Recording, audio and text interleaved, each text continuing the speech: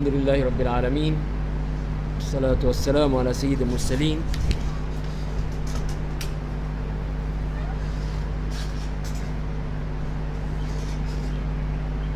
تو آج ہم اللہ تعالیٰ کی توفیق سے سورۃ الرعد سے شروع کریں گے 13ویں پارے میں. اس کے بعد سورہ رعد ہے، سورہ ابراہیم اور سورہ حجر،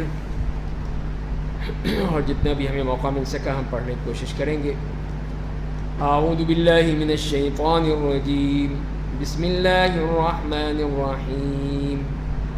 الف لام میم را تلک آیات الكتاب والذی انزل الیک من ربک الحق ولکن اکثر الناس لا یؤمنون. پہلے تو اللہ تعالیٰ نے یہاں پر قرآن کی دعوت توحید اور نبی کریم صلی اللہ علیہ وسلم کی رسالت اور آخرت کی زندگی کے بارے میں ذکر فرمایا ہے. تو فرمایا کہ الف لام میم را، یہ قرآن کریم کی آیات ہے. جو کتاب آپ پر آپ کے رب کی جانب سے نازل کی گئی ہے وہ برحق ہے، لیکن اکثر لوگ اس پر ایمان نہیں لاتے، سنتے نہیں ہیں، مانتے نہیں ہیں اس کتاب کو جو برحق ہے. اور اس کے بعد پھر اللہ تعالیٰ نے اپنی قدرت کے مختلف مظاہر بیان کیے کہ اللہ الذی رفع السماوات بغیر عمد ترونها، وہ اللہ کی ذات ہے جس نے آسمانوں کو بغیر ایسے ستونوں کے جنہیں تم دیکھ سکو اوپر اٹھایا، پھر عرش پر مستوی ہو گیا اور آفتاب و ماہتاب کو ڈیوٹی کا پابند بنا دیا. دونوں ایک معین مدت کے لیے چلتے رہتے ہیں. وہی تمام معاملات کا انتظام کرتا ہے، اپنی آیات کو تفصیل کے ساتھ بیان کرتا ہے تاکہ تم اپنے رب کی ملاقات کا یقین کر لو.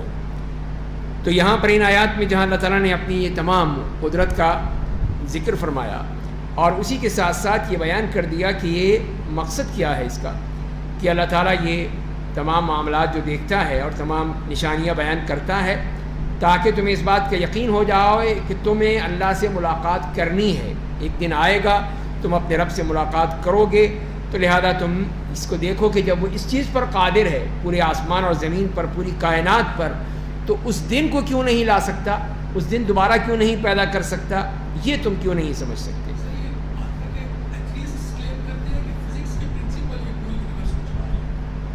ہاں جی، وہ تو اللہ تعالیٰ کی قدرت کی ہم کریں گے، یہ تو بعد کی چیزیں ہیں، جیسے فزکس کو کہہ لیں یا اور دوسری بھی جتنے بھی نظریات ہیں تو سب بعد کی نظریات ہیں.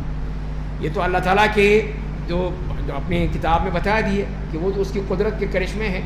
اس نے ایک قانون بنا دیا، ایک بنا دیا، جی ہاں، وہ قانون اللہ نے بنا دیا کہ زمین میں اب آپ زمین کے خول سے باہر نہیں نکل سکتے، اسے نکلنا ممکن نہیں ہے. ثقل ہے ذرا کہ اس میں ایک طاقت ہے کہ اگر آپ جائیں گے بھی تو نیچے ہی گریں گے، اوپر نہیں اڑتے رہیں گے.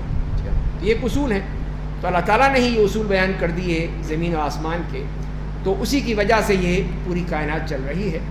تو یہ اس کا معاملہ ہے. تو ہم یہی کہیں گے ہم کہ یہ نظریات تو بعد کی باتیں ہیں، یہ تو ان لوگوں نے ڈسکور کیے ہیں، لیکن قانون یا دستور یا اصول وہ اللہ نے بنا رکھے ہیں، وہ پہلے سے ہیں. جب سے آسمان بنا ہے اس وقت سے یہ اصول بھی موجود ہیں. فرمایا کہ وَهُوَ الَّذِي مَدَّ الْأَرْضَ وَجَعَلَ فِيهَا رَوَاسِيَ وَأَنْهَارًا، اسی نے زمین کو پھیلایا، اس پر پہاڑ قائم کیے، نہریں جاری کی اور اس میں تمام پھلوں کے جوڑے پیدا کیے. وہ رات کے ذریعے دن کو ڈھانپ لیتا ہے. بے شک ان تمام باتوں میں سوچنے والی قوم کے لیے نشانیاں ہیں. تو یہاں پر پھر اسی بات کی طرف اشارہ فرمایا کہ سب یہ کائنات میں جو تمام چیزیں دیکھ رہے ہو تم، زمین ہے، پہاڑ ہیں، نہریں ہیں، پھل ہیں، دن اور رات کا آنا جانا ہے، تو یہ انہی کے لیے ہے جو سوچ و بچار کرتے ہیں، غور و فکر کرتے ہیں اور دیکھتے ہیں کہ یہ چیزیں کیسے ہو گئیں، کس طرح یہ آسمان بغیر ستون کے کھڑا ہوا ہے، کس طرح یہ سمندر اور یہ پانی جو ہے وہ تلاطم خیز موجوں کے ساتھ آ جاتا ہے، اور کس طرح یہ پھل طرح طرح کے پھل ہیں، ایک طرح کے نہیں ہزاروں طرح کے پھل ہیں، اور ان کے اپنے اپنے ذائقے ہیں، اپنی اپنی خوشبو ہے، سب اللہ کی طرف سے ہے. اور مزید فرمایا اپنی قدرت اور اپنی خالقیت اور علم و حکمت کے دلائل دیے گئے، اور زمین کے مختلف الانواع ٹکڑے ایک دوسرے سے ملے ہوئے ہیں، اور انگوروں کے باغات ہیں، کھیتیاں ہیں، کھجوروں کے درخت ہیں. بعض درختوں کی شاخیں ہوتی ہیں، بعض کی نہیں ہوتی، بعض بیلوں پر قائم ہے، بعض ایک ہی پانی سے سیراب کیے جاتے ہیں. ہم بعض کو بعض پر ذائقے میں فوقیت دیتے ہیں. بے شک ان تمام باتوں میں عقل والوں کے لیے نشانیاں ہیں. تو یہ بھی دیکھیے کہ زمین ایک ہے پانی ایک ہے، بیج ایک طرح سے ہے، پھلوں اور اس کی درخت کی ساری ساخت ایک طرح کی ہے، پتے مختلف ہو سکتے ہیں، پھل مختلف ہو سکتے ہیں، ذائقے مختلف ہو سکتے ہیں، کچھ ہم پسند کرتے ہیں، کچھ ہم پسند نہیں کرتے ہیں. یہ سب کیا ہے؟ یہ سب اللہ تعالیٰ کی قدرت کے کرشمے ہیں. ان تعجب فعجب قولہم، اگر آپ تعجب کرنا چاہیں تو ان کا یہ قول لائق تعجب ہے کہ کیا جب ہم مٹی ہو جائیں گے تو ہم پھر نئی زندگی دی جائے گی؟ یہ ہے تعجب کی بات. یہ کس طرح ہو جائے گا کہ ہم جب بالکل ہی زمین میں مٹی بن جائیں گے، مٹی میں مٹی مل جائیں گے، تو پھر کیسے ہوگا کہ دوبارہ زندہ ہو جائیں؟ یہ بات سمجھ میں نہیں آتی. تو فرمایا کہ یہی وہ لوگ ہیں جنہوں نے اپنے رب کا انکار کر دیا ہے، انہی کی گردن میں بیڑیاں ڈالی جائیں گی، یہی لوگ جہنمی ہوں گے، اس میں ہمیشہ ہمیشہ رہیں گے. اور اہل کفر آپ سے اچھائی سے پہلے برائی کا مطالبہ کرتے ہیں. تو یہ جیسے کہ ہم بار بار قرآن کریم میں پڑھ رہے ہیں کہ یہ جو قرآن کو مذاق اڑاتے ہیں اور نبی کریم صلی اللہ علیہ وسلم کا انکار کرتے ہیں، تو یہی کہتے ہیں اگر تم سچے ہو تو عذاب لے آؤ. تو یہ ان کی برائی کا مطالبہ ہے، اچھائی کا مطالبہ نہیں ہے. بات تو وہ تھی کہ اچھائی کا مطالبہ کرتے، اگر تم سچے ہو تو ہمیں ہدایت دے دو، ہدایت دلوا دو، اللہ سے دعا کرو اللہ تعالیٰ ہمیں ہدایت دے دے. یہ کہنا چاہیے تھا. الٹا یہ ہے کہ نہیں، لاؤ عذاب کہاں ہے، لاؤ تم اگر تم سچے ہو. اسی سے معلوم ہوتا ہے کہ یہ کتنی غلط بات ہے ان کی کہ وہ اچھائی کو مانگنے کے بجائے برائی کو مانگ رہے ہیں اور عذاب کو مطالبہ کر رہے ہیں، حالانکہ ان سے پہلے عبرتناک مثالیں گزر چکی ہیں. یہ ایسا نہیں ہے کہ ایسا نہیں ہوا پہلے کبھی، اس سے پہلے ہو چکا ہے. تمام قوموں کا تذکرہ جو قرآن نے ذکر فرمایا ہے، بتایا ہے اس میں، اسی لیے کہ تم جو عذاب کا مطالبہ کرتے ہو تو پہلے ان کو دیکھ لو ذرا. نوح علیہ السلام کی قوم ہے، ہود علیہ السلام کی، صالح علیہ السلام، شعیب علیہ السلام، لوط علیہ السلام، جتنے بھی انبیاء کرام ہیں، ذرا ان کے جو قصے بیان کیے ہیں قرآن کریم نے، اسی لیے کہ لوگوں کو عبرت حاصل کریں کہ ہمارے ساتھ بھی کہیں ایسا نہ ہو جائے. تو فرمایا کہ بے شک آپ کا رب لوگوں کے ظلم کے باوجود ان کی بڑی مغفرت کرنے والا ہے، اور بے شک آپ کا رب بہت سخت سزا دینے والا ہے. تو یہ اللہ تعالیٰ کا وہ قانون ہے کہ وہ دونوں طرح ہے، کہ وہ مغفرت والا بھی ہے، باوجود ظلم کے معاف بھی کر دیتا ہے. جو اس کی طرف بڑھتا ہے، توبہ کرتا ہے، استغفار کرتا ہے، اس کو معاف بھی کر دیتا ہے. اور اس کے ساتھ ساتھ وہ سخت سزا دینے والا بھی ہے، تاکہ یہ ایک چیز پہ تکیہ نہ کر لیں کہ یا تو اس پہ کہ ہاں وہ تو معاف کر دے گا، بس ختم بات، جو بات کرو وہ معاف کرنے والا ہے. ٹھیک ہے معاف کرنے والا ہے، لیکن اس نے یہ بھی تو کہا ہے کہ سزا دینے والا بھی ہے. اس کا بھی تو خیال رکھنا چاہیے نا، کہ ہم بس کھلی چھٹی سمجھیں کہ جو مرضی کر لیں، اللہ غفور رحیم، اللہ غفور رحیم. تو یہ انتہائی غلط تاثر ہے. دونوں طرح خیال رکھنا چاہیے ہمیں بھی. تو اللہ تعالیٰ واقعی جب ہم توبہ کریں گے، استغفار کریں گے تو معاف بھی کر دے گا، لیکن ہم خود تو کچھ احتیاط کریں، خود کھلی چھٹی مل جائے اپنے آپ کو کہ جو چاہیں کریں ہم، ایسا نہیں ہے. اور اہل کفر کہتے ہیں کہ محمد صلی اللہ علیہ وسلم پر اس کے رب کی جانب سے کوئی نشانی کیوں نہیں اتاری گئی. تو یہ بار بار یہ بھی مطالبہ ان کی طرف سے ہوتا ہے کہ کوئی نشانی ہونی چاہیے، آگے پیچھے دائیں بائیں سیکورٹی ہو، فرشتے ہوں، پورا جاہو جلال ہو، کہیں وہ باغات ہوں، کہیں پانی ابل رہے ہوں، کہیں چشمے نکل رہے ہوں. یہ تمام چیزیں لاؤ دکھاؤ ہمیں. تو فرمایا کہ آپ تو صرف اللہ سے ڈرانے والے ہیں اور ہر قوم کے لیے رہنما آ چکے ہیں جو ان کو دعوت دیتے ہیں.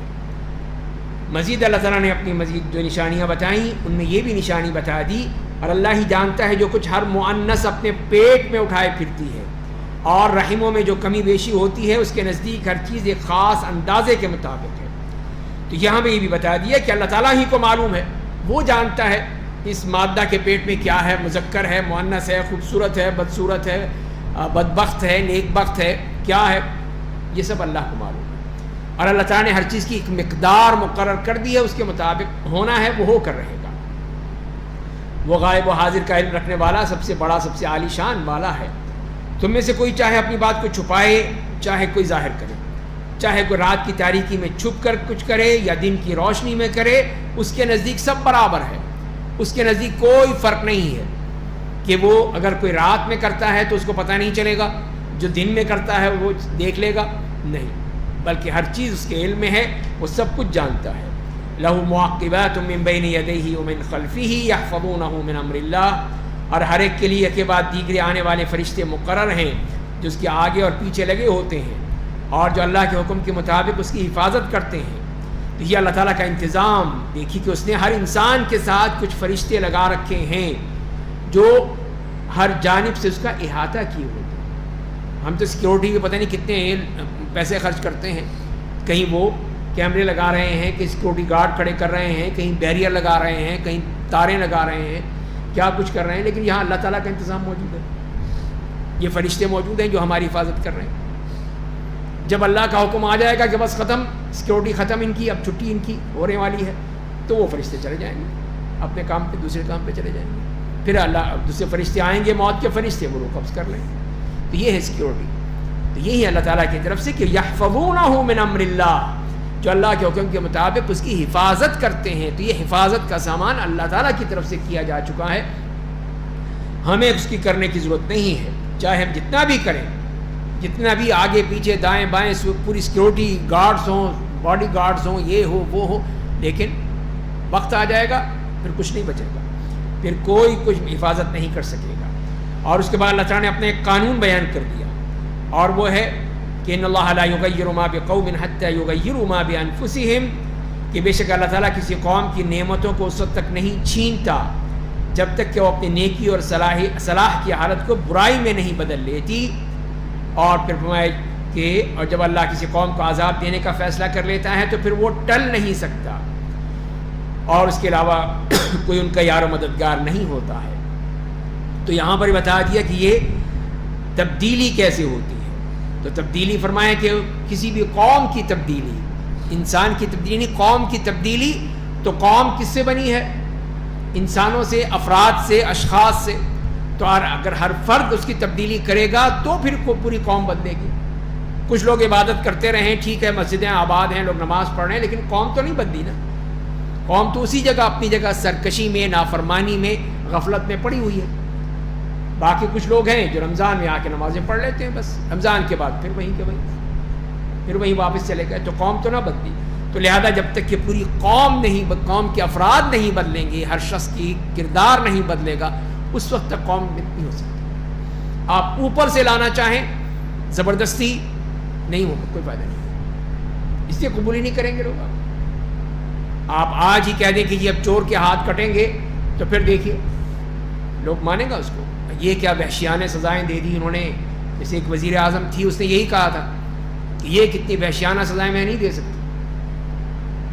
یہ وحشیانہ سزائیں ہو گئی, اور یہ بڑی جو ہے رحم دل سزائیں ہیں کہ اس کو وہاں پہ رکھ دو, اس قاتل کو بڑے آرام سے, قاتل جس نے قتل کیا ثابت ہے, سب جانتے ہیں, اور اس کے بعد پھر اس کو ضمانت پہ رہا کر دو, جاؤ چھٹی جاؤ. تو یہ بڑا رحم دل ہے.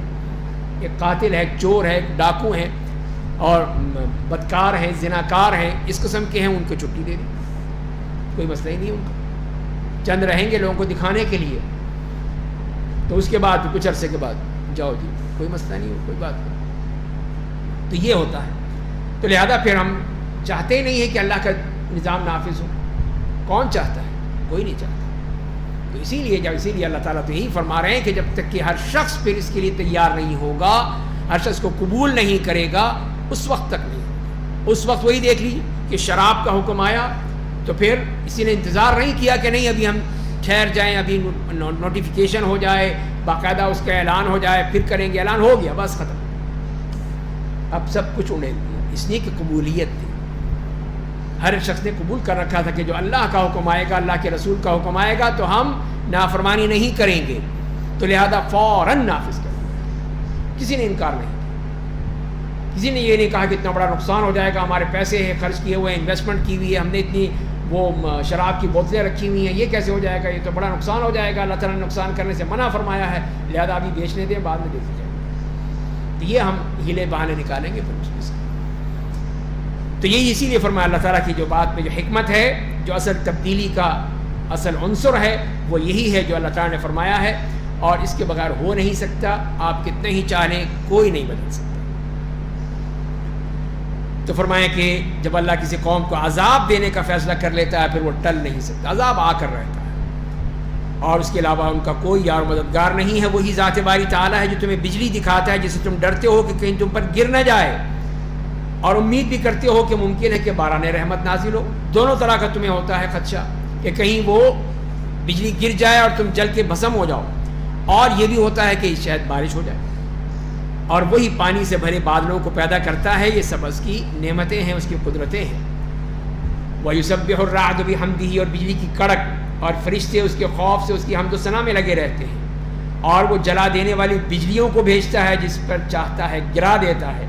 اور وہ لوگ اللہ کے حق کے بارے میں جھگڑتے ہیں, حالانکہ وہ بہت ہی زبردست اور شدید گرفت کرنے والا ہے. تو یہ سب ان کے بارے میں بتایا جا رہا ہے, کچھ مشرکین کے بارے میں کہ وہ باوجود جاننے کے لیکن جھگڑتے ہیں اللہ کے بارے میں. تو صرف اسی کو پکارنا حق ہے. جو لوگ اس کے سوا دوسروں کو پکارتے ہیں وہ ان کی کوئی حاجت پوری نہیں کرتے ہیں, ان کی کیا ضرورت پوری کر سکتے ہیں, کوئی نفع نقصان کے مالک ہی نہیں ہے. تو ان کی حالت اس آدمی کی ہے جو اپنے دونوں ہاتھ پانی کی طرف پھیلائے اور اسے کہے آ جا میرے منہ کی طرف آ جا پانی کے چشمے پہ کھڑا ہو جائے اور وہاں پہ کہے آ پانی آ میرے منہ تک آ, کیسے آئے گا؟ یہی فرمایا جا رہا ہے یہاں پہ کہ تاکہ اس کے منہ تک پہنچ جائے, حالانکہ وہ کبھی بھی نہیں پہنچ سکتا جب تک کہ وہ خود نہیں جھکے گا. پانی لے گا نہیں نہر سے, دریا سے, نلکے سے, ٹوٹی سے, جگ سے, کہیں سے بھی, اس وقت تک پانی منہ تک نہیں پہنچے گا. تو خود بخود تو کچھ نہیں ہوتا. تو یہی دکھانا مقصود ہے, بتانا مقصود ہے کہ ایک جو پتھر کا بت ہے وہ تمہیں کیا دے دے گا, وہ کیا نفع نقصان کا مالک ہے جو تمہیں دے سکتا ہے. تو ایک چیز جاندار ہے وہ تم تک نہیں پہنچ سکتی. آپ کھانا رکھ کے پلیٹ میں رکھ کے کھانا رکھ کے بیٹھ جائیں اپنے سامنے اور کہیں کہ کھانے چل میرے پیٹ میں چل, نہیں چلے گا, نہیں جائے گا. نہ پانی جائے گا نہ کھانا جائے گا, کوئی چیز نہیں جائے گی آپ کے منہ میں. وَمَا دُعَاءُ الْكَافِرِينَ إِلَّا فِي ضَلَالٍ, حالانکہ وہ کبھی بھی نہیں پہنچ سکتا اور کافروں کا اپنے معبودوں کو پکارنا رائے گاہ ہی جاتا ہے. اور آسمان اور زمین میں رہنے والے فرشتے اور جن اور انس صرف اللہ کو سجدہ کرتے ہیں, چاہے خوشی سے کریں یا مجبور ہو کر. ان کے سائے بھی صبح شام اللہ کو سجدہ کرتے ہیں. تو یہ بتا دیا کہ یہ دیکھو پوری کائنات سب کے سب زمین و آسمان میں جو بھی ہیں, فرشتے ہیں, انسان ہیں, جن ہیں, صرف اللہ کو سجدہ کرتے ہیں, اللہ کو مانتے ہیں. اور چاہے وہ مانیں یا نہ مانیں ان کو کرنا پڑے گا. نہیں مانیں گے تو خود بھگتیں گے لیکن کرنا پڑے گا. اور حتیٰ کہ ان کے سائے بھی صبح شام اللہ کو سجدہ کرتے ہیں. تو یہاں یہ آیت تلاوت سجدہ تلاوت ہے.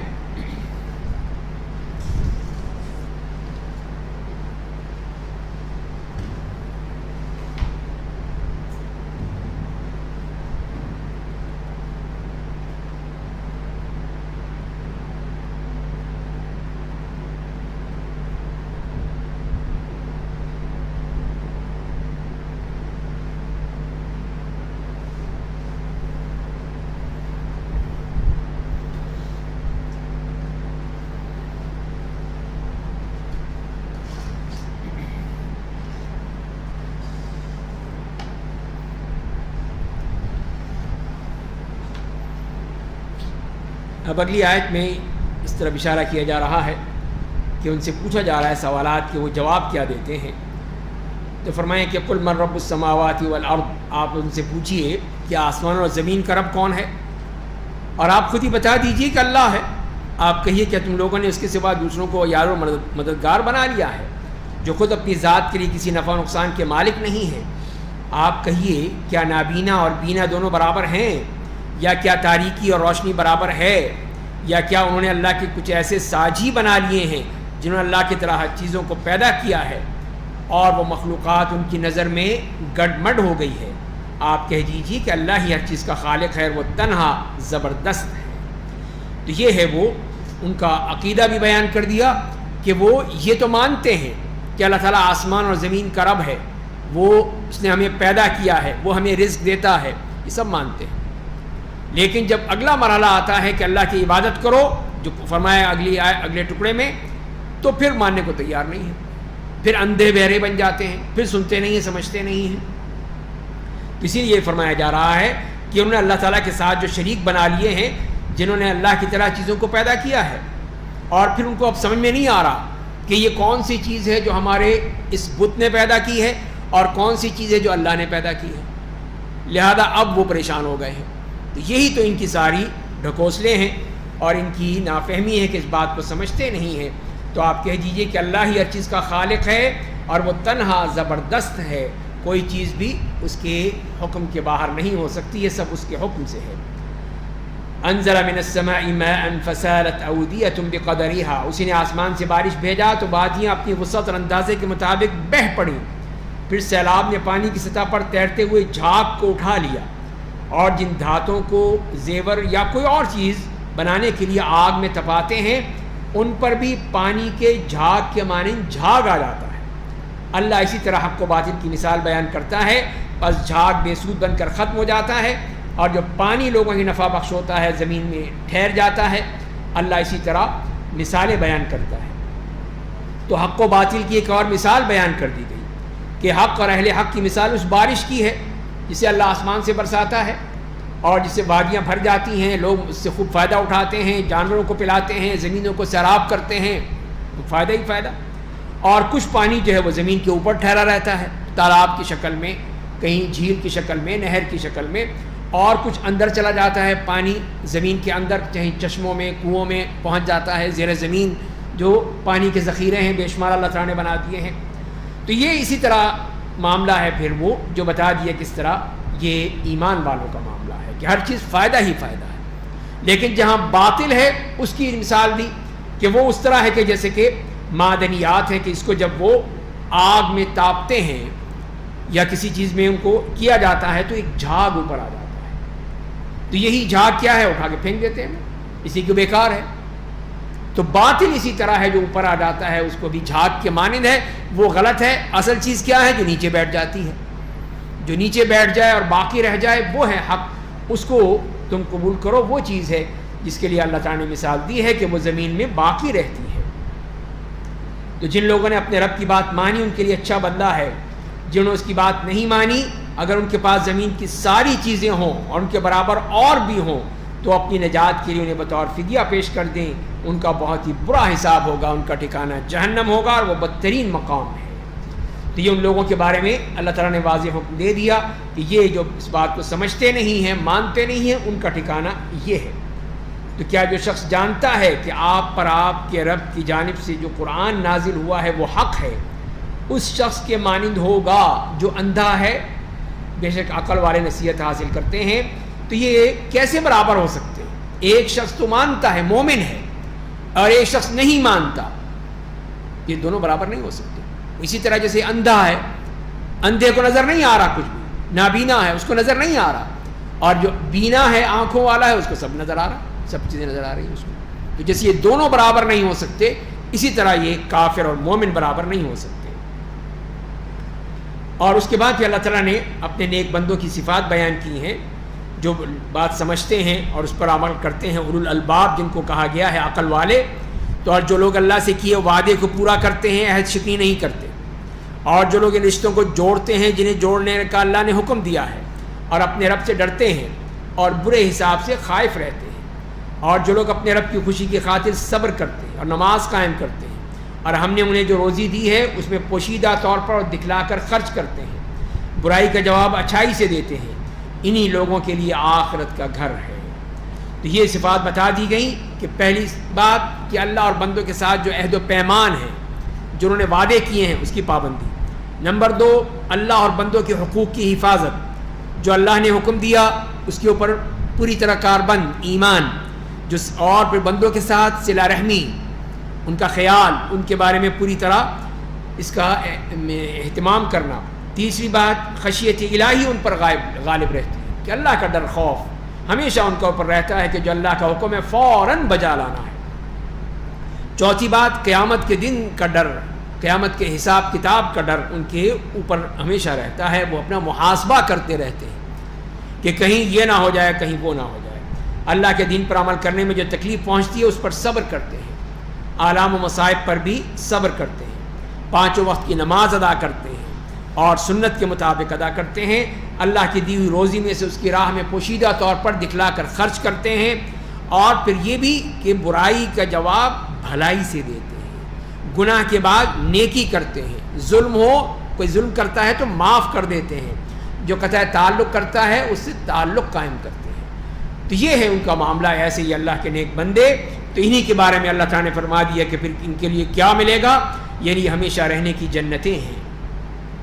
جن میں وہ داخل ہو جائیں گے ان کے آباء و اجداد، ان کی بیویاں، ان کی اولاد میں سے جو لوگ نیک ہوں گے، جو ان کے طرح کے ہوں گے، وہ سب ان کے ساتھ مل جائیں گے، اور فرشتے ہر دروازے سے ان کے پاس آئیں گے اور کہیں گے کہ آپ حضرات پر آپ کے صبر کی بدولت، آپ کے صبر کی وجہ سے سلامتی ہو، سلام علیکم بما صبرتم۔ بس آخرت کا وہ گھر کیا ہی اچھا گھر ہوگا، کتنا اللہ تعالیٰ کی طرف سے وہ نعمت ہوگی کہ ایک تو وہ ہے کہ جو جسمانی طور پر جو غذائیں ہیں، کھانے پینے کی چیزیں ہیں، وہ اللہ نے انتظام، ایک وہ خوشی کا مقام ہے کہ جب اس کو تمام اپنے اعزاء و اقارب، اپنی اولاد بھی، اپنے باپ دادا بھی، سب ایک جگہ پہ ملے گا۔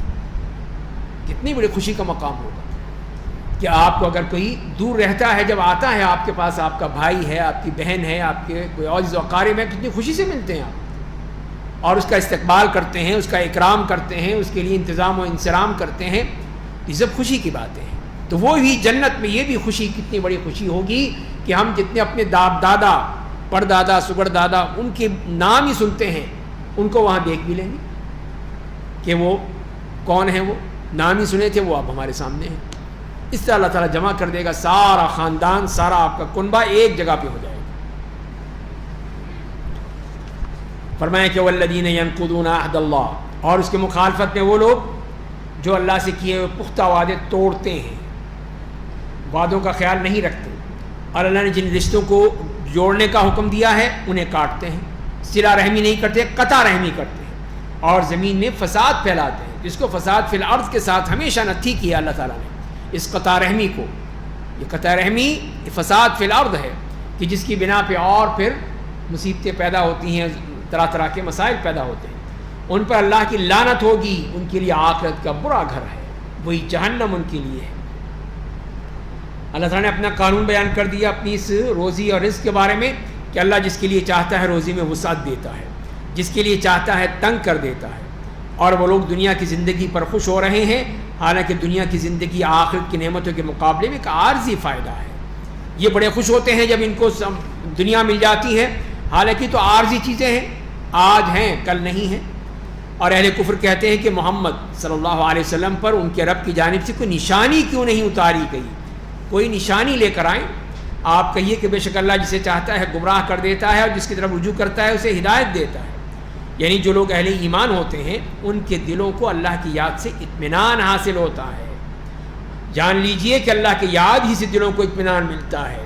تو یہ ہے اصل چیز، اطمینان پھر دنیا سے نہیں ملتا، دنیا کی چیزوں سے نہیں ملتا، اطمینان ملتا ہے تو اللہ کے ذکر سے، اللہ کو یاد کرنے سے ملتا ہے۔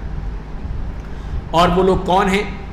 یہ کرنے والے جو لوگ اس دنیا میں اہل ایمان ہوں گے اور عمل صالح کریں گے، انہیں آخرت میں خوشیاں ملیں گی اور رہائش کی عمدہ جگہ ملے گی، وہ ہیں اللہ کے نیک بندے۔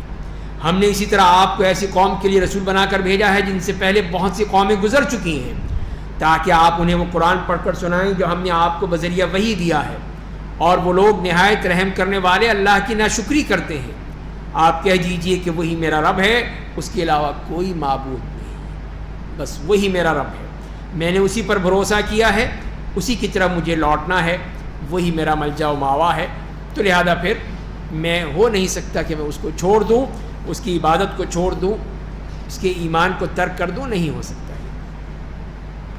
اور اگر کسی قرآن کے ذریعے سے پہاڑوں کو چلا دیا جاتا، یا زمین کے ٹکڑے کر دیے جاتے، یا مردوں کو گویائی دے دی جاتی، تب بھی یہ لوگ ایمان نہ لاتے۔ یعنی وہ نشانی مانگ رہے ہیں نا کہ نشانی دو، نشانی لاؤ، تو وہ اللہ تعالیٰ کہہ رہے ہیں کہ اگر اسی قرآن کے ذریعے سے ہم یہ سب کچھ کرنے لگے کہ قرآن پڑھا جائے اور پہاڑ چلنے شروع ہو جائیں، سب اس میں چلنے شروع کر دیں، یا زمین کے ٹکڑے ٹکڑے ہو جائیں، یا مردے زمین قبر میں سے اٹھ کے بولنا شروع کر دیں، تو کیا ایمان لے آئیں گے؟ فرمایا کہ نہیں، پھر بھی نہیں لائیں گے۔ کیا کہیں گے؟ کہیں گے تو جادو ہے۔ تو فرمایا کہ یہ اہل کفر پر ان کے کیے کی بدولت کوئی نہ کوئی مصیبت آتی رہے گی، یا ان کے گھروں کے قریب رہنے والوں پر کوئی آفت آتی رہے گی، یہاں تک کہ اللہ کا وعدہ آ جائے گا۔ بے شک اللہ اپنے وعدے کے خلاف نہیں کرتا، تو لہذا پھر یہ ہو کر رہے گا جو اللہ نے کہا ہے، ان کی کسی بات پر مانا نہیں جا سکتا، قبول نہیں کیا جا سکتا۔ اور آپ سے پہلے بہت سے رسولوں کا مذاق اڑایا گیا، تو میں نے اہل کفر کو ڈھیل دے دی، پھر انہیں پکڑ لیا، تو تو میری سزا کیسی سخت تھی، کتنی سخت سزا تھی کہ جو میں نے ان کے ساتھ کی تھی اور جو انہوں نے مذاق اڑایا تھا۔ اور کیا جو باری تعالیٰ ہر شخص کے کیے کا نگہبان ہیں، جھوٹے معبودوں کے مانند ہے جس کو انہوں نے اللہ کا شریک بنا رکھا ہے۔ آپ کہیے ذرا ان کے نام تو بتاؤ، یہ کون ہے؟ یا تم اللہ کو کسی ایسی بات بتاتے ہو جس کی اسے زمین پر ہونے کی خبر نہیں ہے، یا یوں ہی ایک بے معنی بات کہتے ہو؟ بلکہ کافروں کے لیے ان کا مکر و فریب خوبصورت بنا دیا گیا اور راہ حق سے روک دیے گئے، اور جسے اللہ گمراہ کر دے اسے کوئی ہدایت نہیں دے سکتا۔ یہ اللہ کا قانون جو بتا دیا گیا ہے کہ اگر وہ گمراہی کا فیصلہ ہو چکا ہے تو پھر ہدایت نہیں مل سکتی، پھر وہ اسی میں ہی مر جائیں گے۔ انہیں دنیا کی زندگی میں عذاب ملے گا اور آخرت کا عذاب تو بہت ہی سخت ہوگا۔ انہیں اللہ سے کوئی نہیں بچا سکے گا، پھر کوئی بچنے کا طریقہ ہی نہیں ہے۔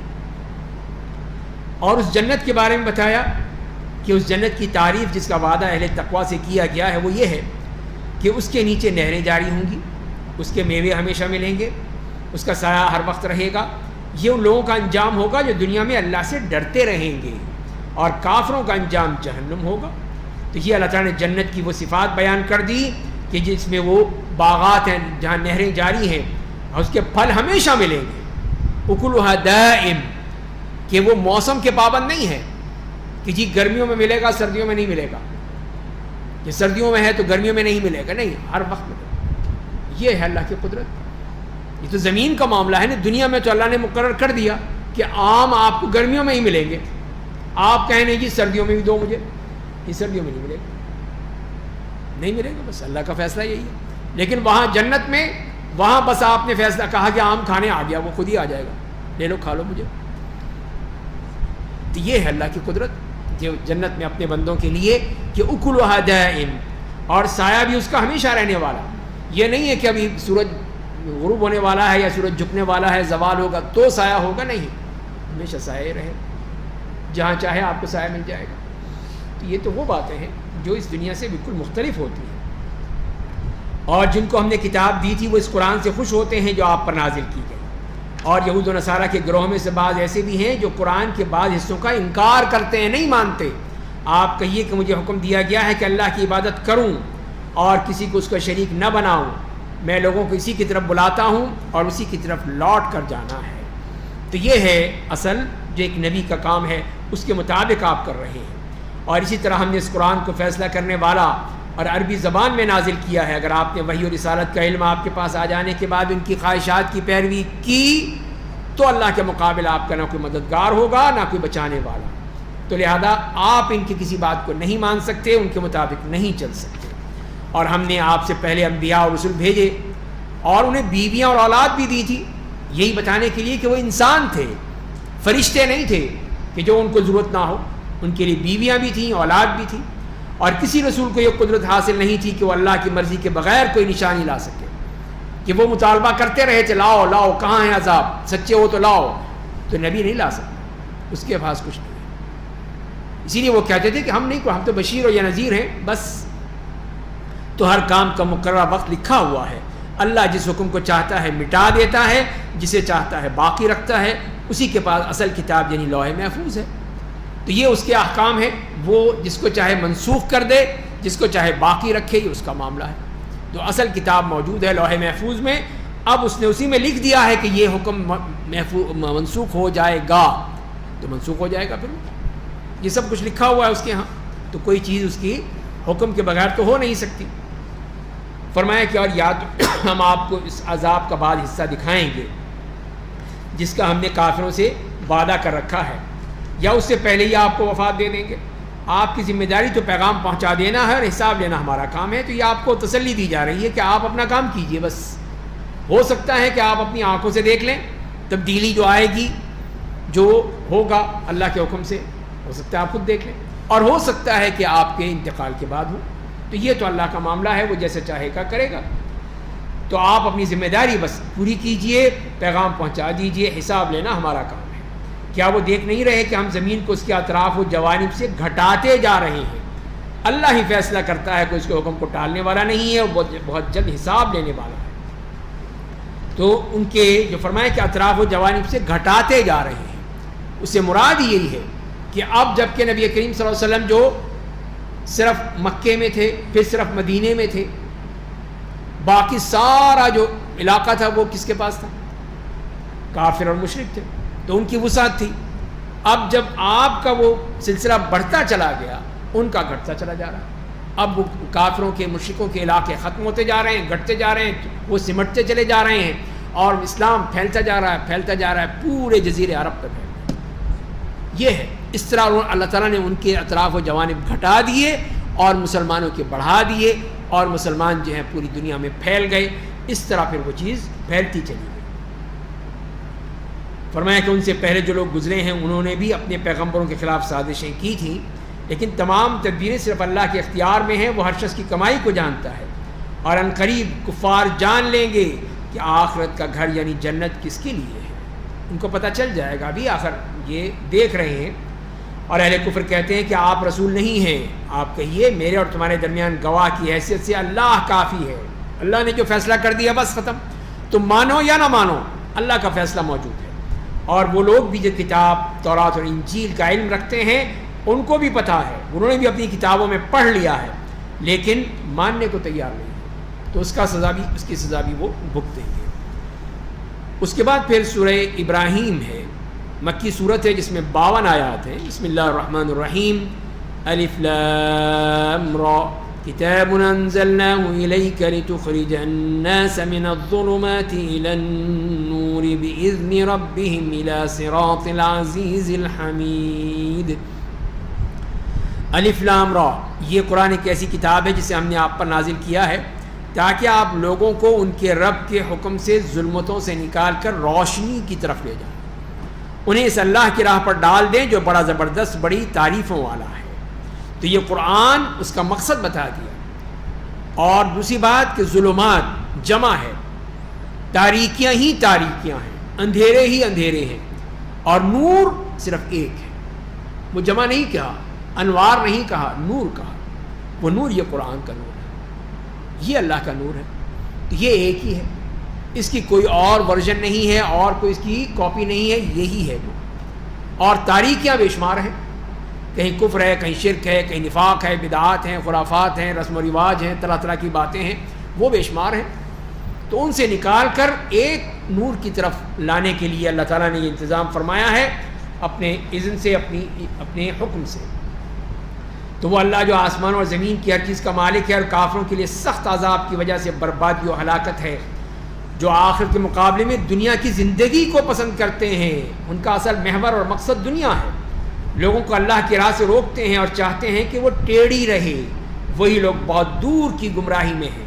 تو یہ ہے ان لوگوں کا جو ہمیشہ چاہتے ہیں کہ ہدایت تو ملے لیکن ہماری مرضی سے ملے، اور وہ پھر اس کو گھما پھرا کے پیش کرنا چاہتے ہیں، سیدھی سیدھی بات نہیں بناتے جو اللہ نے بتا دی ہے، اس میں کجی چاہتے ہیں، ٹیڑھ پن چاہتے ہیں۔ اور ہم نے جب بھی کوئی رسول بھیجا تو اپنی قوم کی زبان جاننے والا ہوتا ہے۔ تو یہ اللہ کا قانون ہے کہ جو بھی جس زبان کے لوگ ہوں گے وہاں پر وہی لوگ آئیں گے، اسی زبان سے بات کریں گے۔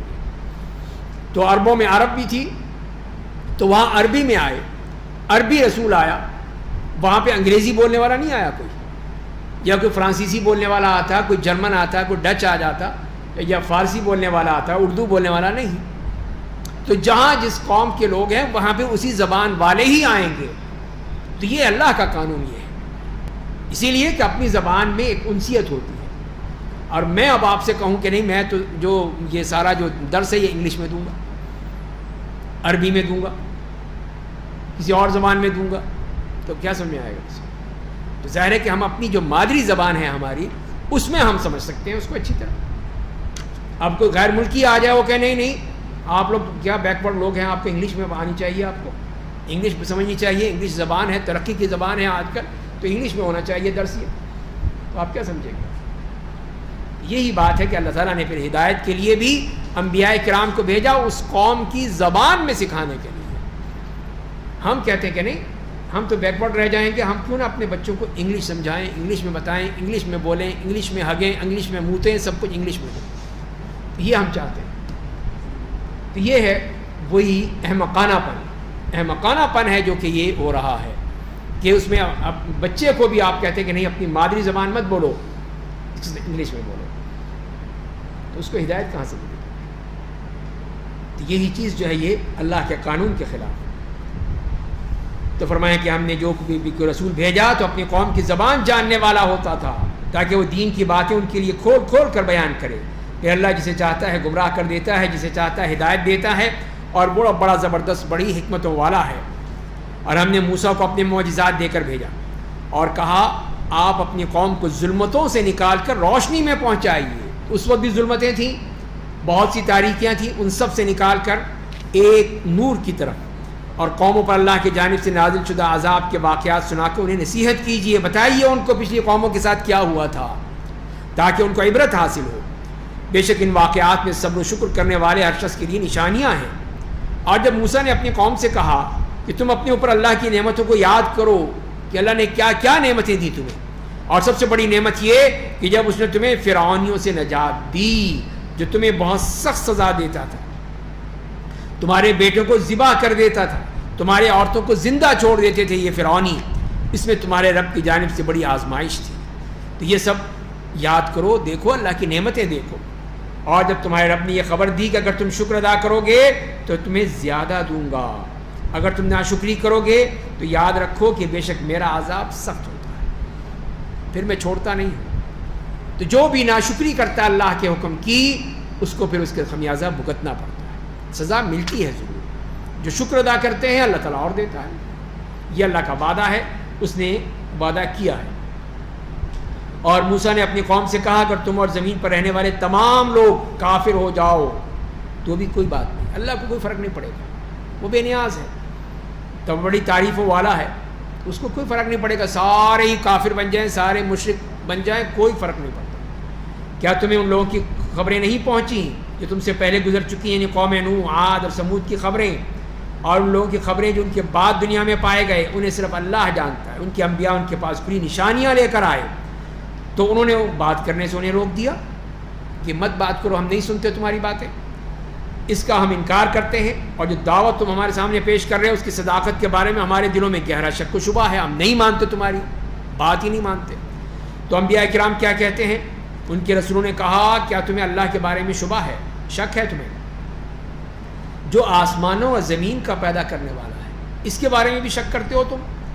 وہ تمہیں اپنی طرف اس لیے بلاتا ہے تاکہ تمہارے گناہوں کو معاف کر دے اور ایک وقت مقرر تک تمہیں مہلت دے دے۔ تو انہوں نے پھر وہی جواب جو ان کا گھسا پٹا جواب ہے کہ تم تو ہمارے جیسے انسان ہو، تم نبی کیسے بن گئے؟ ہم بھی انسان تم بھی انسان، فرق کیوں ہے؟ چاہتے ہو کہ ہم ان معبودوں سے روک دو جن کی ہم آباء و اجداد عبادت کرتے تھے؟ یہ بھی ان کا وہ گھسا پٹا معاملہ ہے کہ ہمارے آباء و اجداد اس مسلک پہ تھے، مذہب پہ تھے، دین پر تھے، ہم ان کی مخالفت کیسے کر سکتے ہیں؟ ہم نہیں کر سکتے۔ اس لیے تم ہمارے سامنے اپنی صداقت کی کوئی دلیل پیش کرو، ثابت کرو کہ یہ بالکل ہی صحیح ہے۔ قالت لهم رسلهم ان نحن الا بشر مثلكم، ان کے رسولوں نے ان سے کہا کہ ہم بے شک تمہاری طرح انسان ہیں، اس میں کوئی شک نہیں ہے، لیکن اللہ اپنے بندوں میں سے جس پر چاہتا ہے احسان کر دیتا ہے، یہ اس کا معاملہ ہے کہ اس نے ہمیں منتخب کر کے نبی بنا کر بھیج دیا، تمہیں نہیں بنایا، اور ہم اللہ کی مرضی اور اجازت کے بغیر تمہارے لیے کوئی دلیل نہیں لا سکتے ہیں۔ اللہ چاہے گا تو آئے گی دلیل، اس کے بغیر ہم کچھ نہیں کر سکتے، کوئی دلیل نہیں لا سکتے۔ اور مومنوں کو صرف اللہ پر بھروسہ کرنا چاہیے۔ اور ہمیں کیا ہو گیا ہے کہ اللہ پر بھروسہ نہ کریں؟ اس نے ہمیں سیدھی راہوں پر چلایا ہے، اور تم جو ہمیں تکلیف دے رہے ہو اس پر ہم یقین صبر کریں گے، اور بھروسہ کرنے والوں کو صرف اللہ پر ہی بھروسہ کرنا چاہیے۔ وہی ہمیں صحیح راہ پہ چلا رہا ہے اور وہی ہماری مدد کرنے والا ہے، تم کچھ نہیں کر سکتے۔ اور کافروں نے اپنے رسولوں سے کہا اگر تم ہمارے دین میں واپس نہ آئے تو ہم یقیناً تمہیں اپنی سرزمین سے باہر کر دیں گے، نکال دیں گے تمہیں یہاں سے، ہم رہنے نہیں دیں گے اپنے ملک میں۔ تو ان کے رب نے انہیں بذریعہ وہی بتایا کہ ہم ظالموں کو ہلاک کر دیں گے، ہم نہیں چھوڑیں گے ان ظالموں کو، اور ان کے بعد زمین میں تمہیں آباد کریں گے، تم لوگ وہاں پہ رہو گے۔ جیسے کہ اللہ تعالیٰ نے فرعون اور اس کے لشکر اور اس کی پوری قوم کو تباہ کر دیا، اس کی جگہ بنی اسرائیل کو آباد کر دیا وہاں پہ۔ تو اللہ کے لیے تو کوئی مشکل نہیں ہے۔ تو فرمایا کہ اس کے بعد ہم تمہیں آباد کریں گے، یہ اچھا بدلہ ان کو ملتا ہے جو روز قیامت میرے حضور کھڑے ہونے سے ڈرتے ہیں اور میری دھمکی سے ڈرتے ہیں، اس وعید سے ڈرتے ہیں جو اللہ نے دی ہے، تو لہذا فرمایا کہ یہ ہے ان لوگوں کو ملے گا، اور جو ڈرتے نہیں ہیں اکڑتے ہیں ان کا معاملہ الگ ہے۔ اور ان کے بارے میں فرمایا کہ کافروں نے چاہا کہ اللہ اور ان کے اور رسولوں کے درمیان فیصلہ کر ہی ڈالے، تو نتیجہ یہ نکلا کہ ہر سرکش اور متکبر نامراد ہوئے، اس لیے کہ ناکام ہی ناکام ہے۔ اور جہنم تو ان کا پیچھا کر رہی ہے، جہاں اسے جہنمیوں کے پیپ کا پانی پلایا جائے گا، پیپ، اسے وہ بمشکل گھونٹ گھونٹ پیے گا، حلق سے نیچے نہیں اتار سکے گا، موت ہر جانب سے گھیر لے گی لیکن وہ مر نہیں سکے گا، اور سخت عذاب اس کے پیچھے لگا ہوگا۔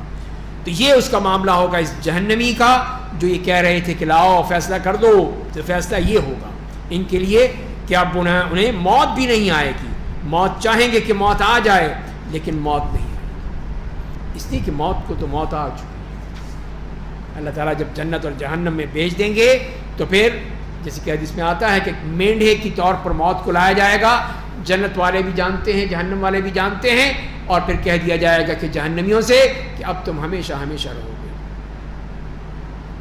اس لیے کہ اب یہ موت ختم۔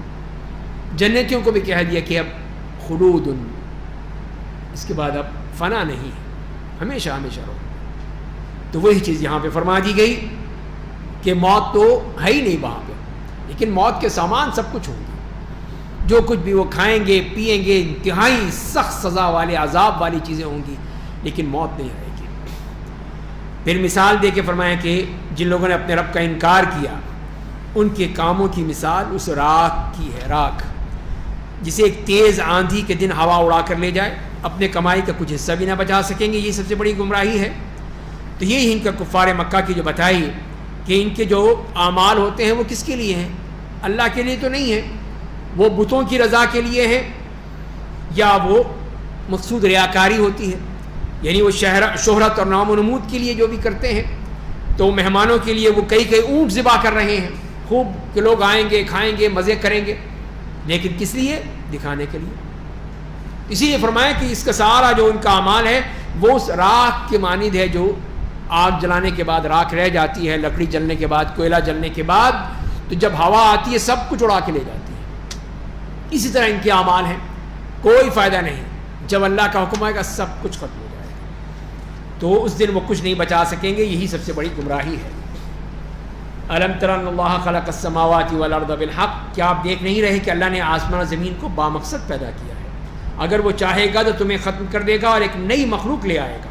یہ اللہ کے لیے کوئی بڑی بات نہیں، کوئی مشکل نہیں ہے کہ وہ جب چاہے جس طرح چاہے تمہیں ختم کر دے اور دوسرے لوگوں کو لے آئے۔ اور قیامت کے دن جب تمام لوگ اللہ کے سامنے حاضر ہوں گے تو کمزور لوگ ان لوگوں سے کہیں گے جو دنیا میں تکبر کرتے تھے۔ تو یہ مکالمہ ہے جو اللہ تعالیٰ بار بار فرما رہے ہیں تاکہ دنیا میں بھی سمجھ رہے ہیں یہ دو ہی طبقے ہیں، ایک کمزوروں کا ہے ایک طاقتوروں کا ہے۔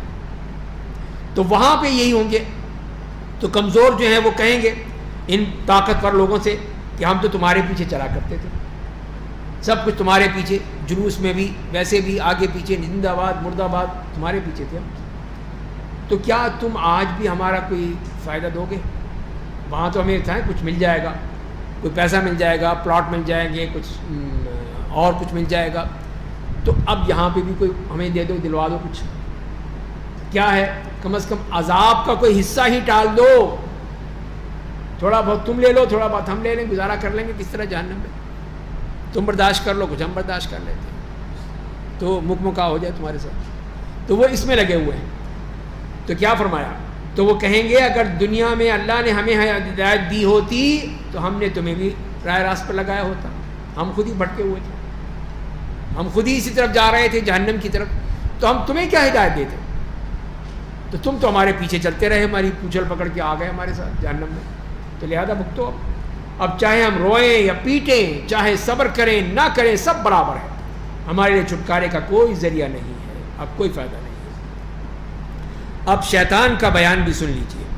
تو اب جہنم میں سب کچھ جب ہو جائے گا تو وہ بیان دے گا، اپنا پالیسی تو بیان دے چکا ہے وہ اس سے شروع میں ہی، کہ میں بتا دیا کہ میری پالیسی یہ ہوگی کہ میں یہ کروں گا وہ کروں گا یہ کروں گا۔ اب یہ منصوبہ پورا ہو گیا، سب کچھ امپلیمنٹ ہو چکا ہے، اب وہ اپنا آخری بیان دے دو بتانے کے لیے کہ میرا اس میں حصہ کتنا ہے.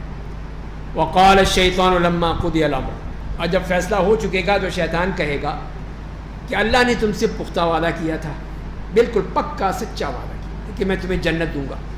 میں نے بھی تم سے جھوٹا وعدہ کیا تھا، میرے وعدے جھوٹے تھے. میں تمہیں صرف مزین کرتا تھا، دکھاتا تھا کہ دیکھو یوں ہو جائے گا وہ ہو جائے گا، بس میرے جھوٹے وعدے ہوتے تھے. تو جس کی آج میں تم سے خلاف ورزی کر رہا ہوں، میرا تم پر کوئی اختیار نہیں تھا، میں کچھ نہیں کر سکتا. میں تمہیں نہیں ہاتھ پکڑ کے لے کے گیا تھا کہ جاؤ یہ کرو یہ کھاؤ یہ پیو، میں نے کچھ نہیں کیا.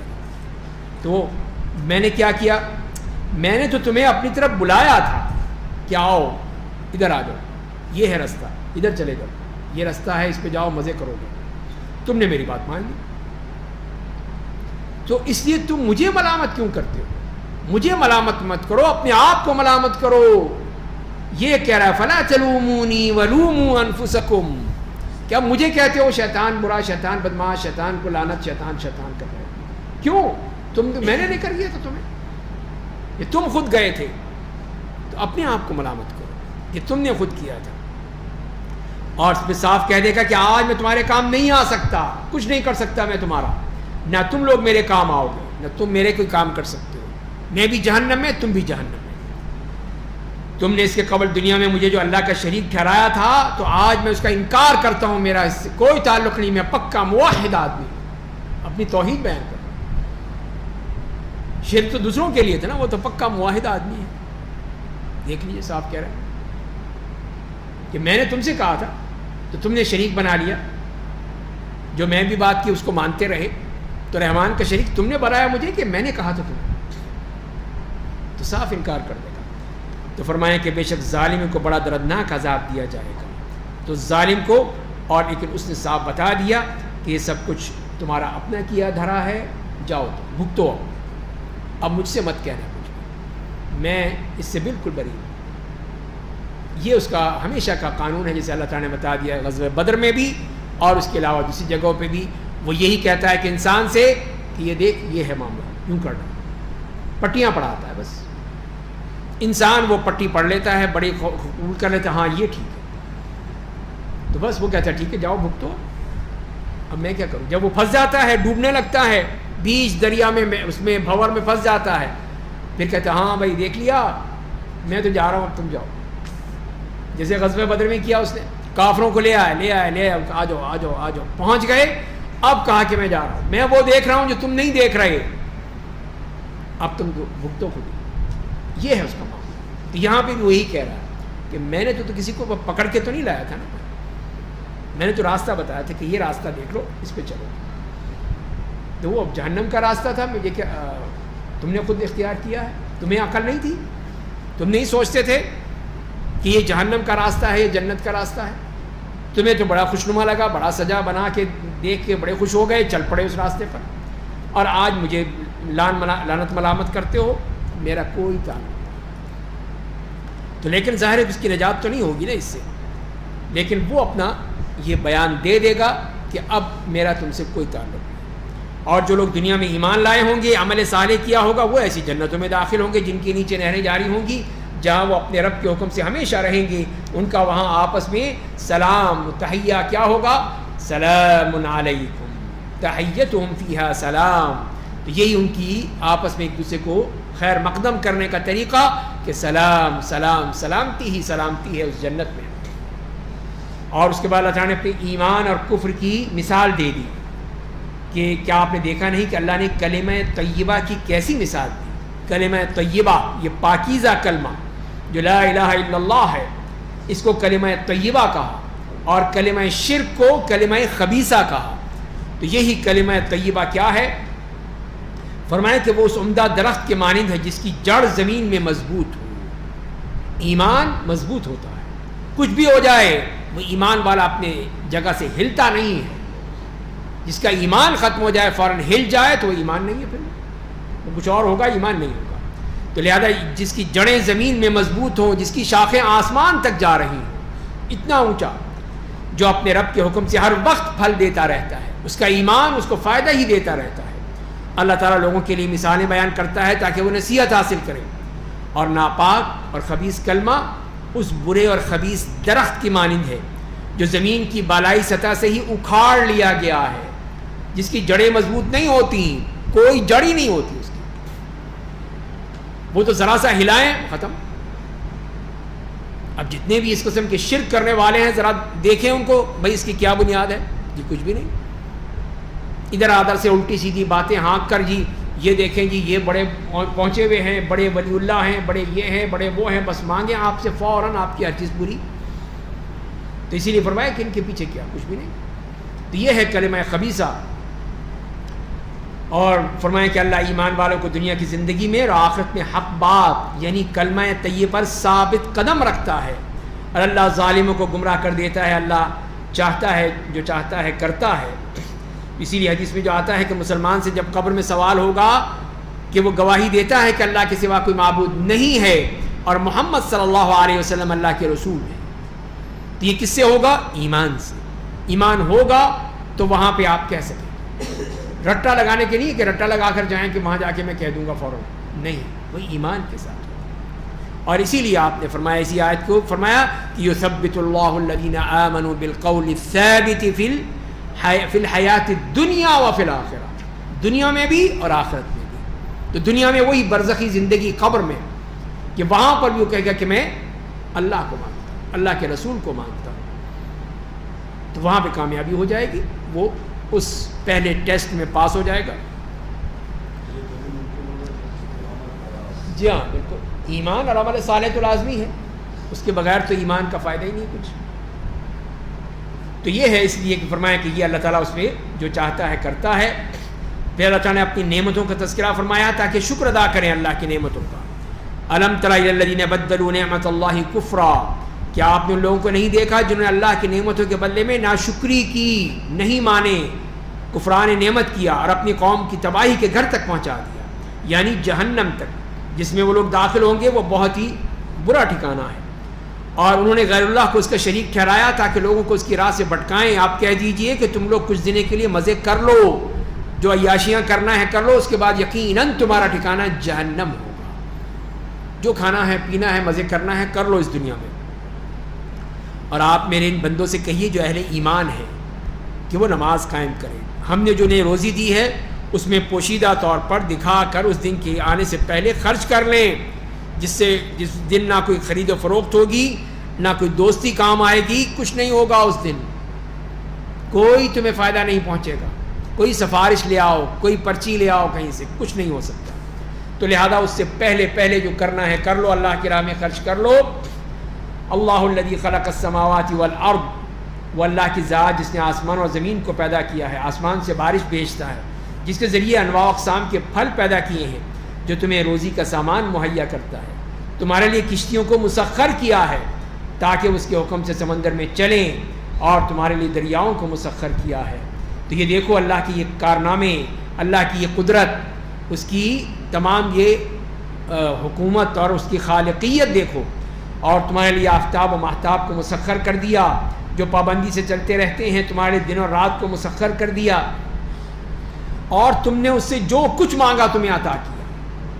مانگو تو صحیح، تم جو مانگو گے دے گا تمہیں، اور اگر تم اللہ کی نعمتوں کو گننا چاہو گے تو گن نہیں سکو گے، ممکن ہی نہیں ہے گننا اس کا۔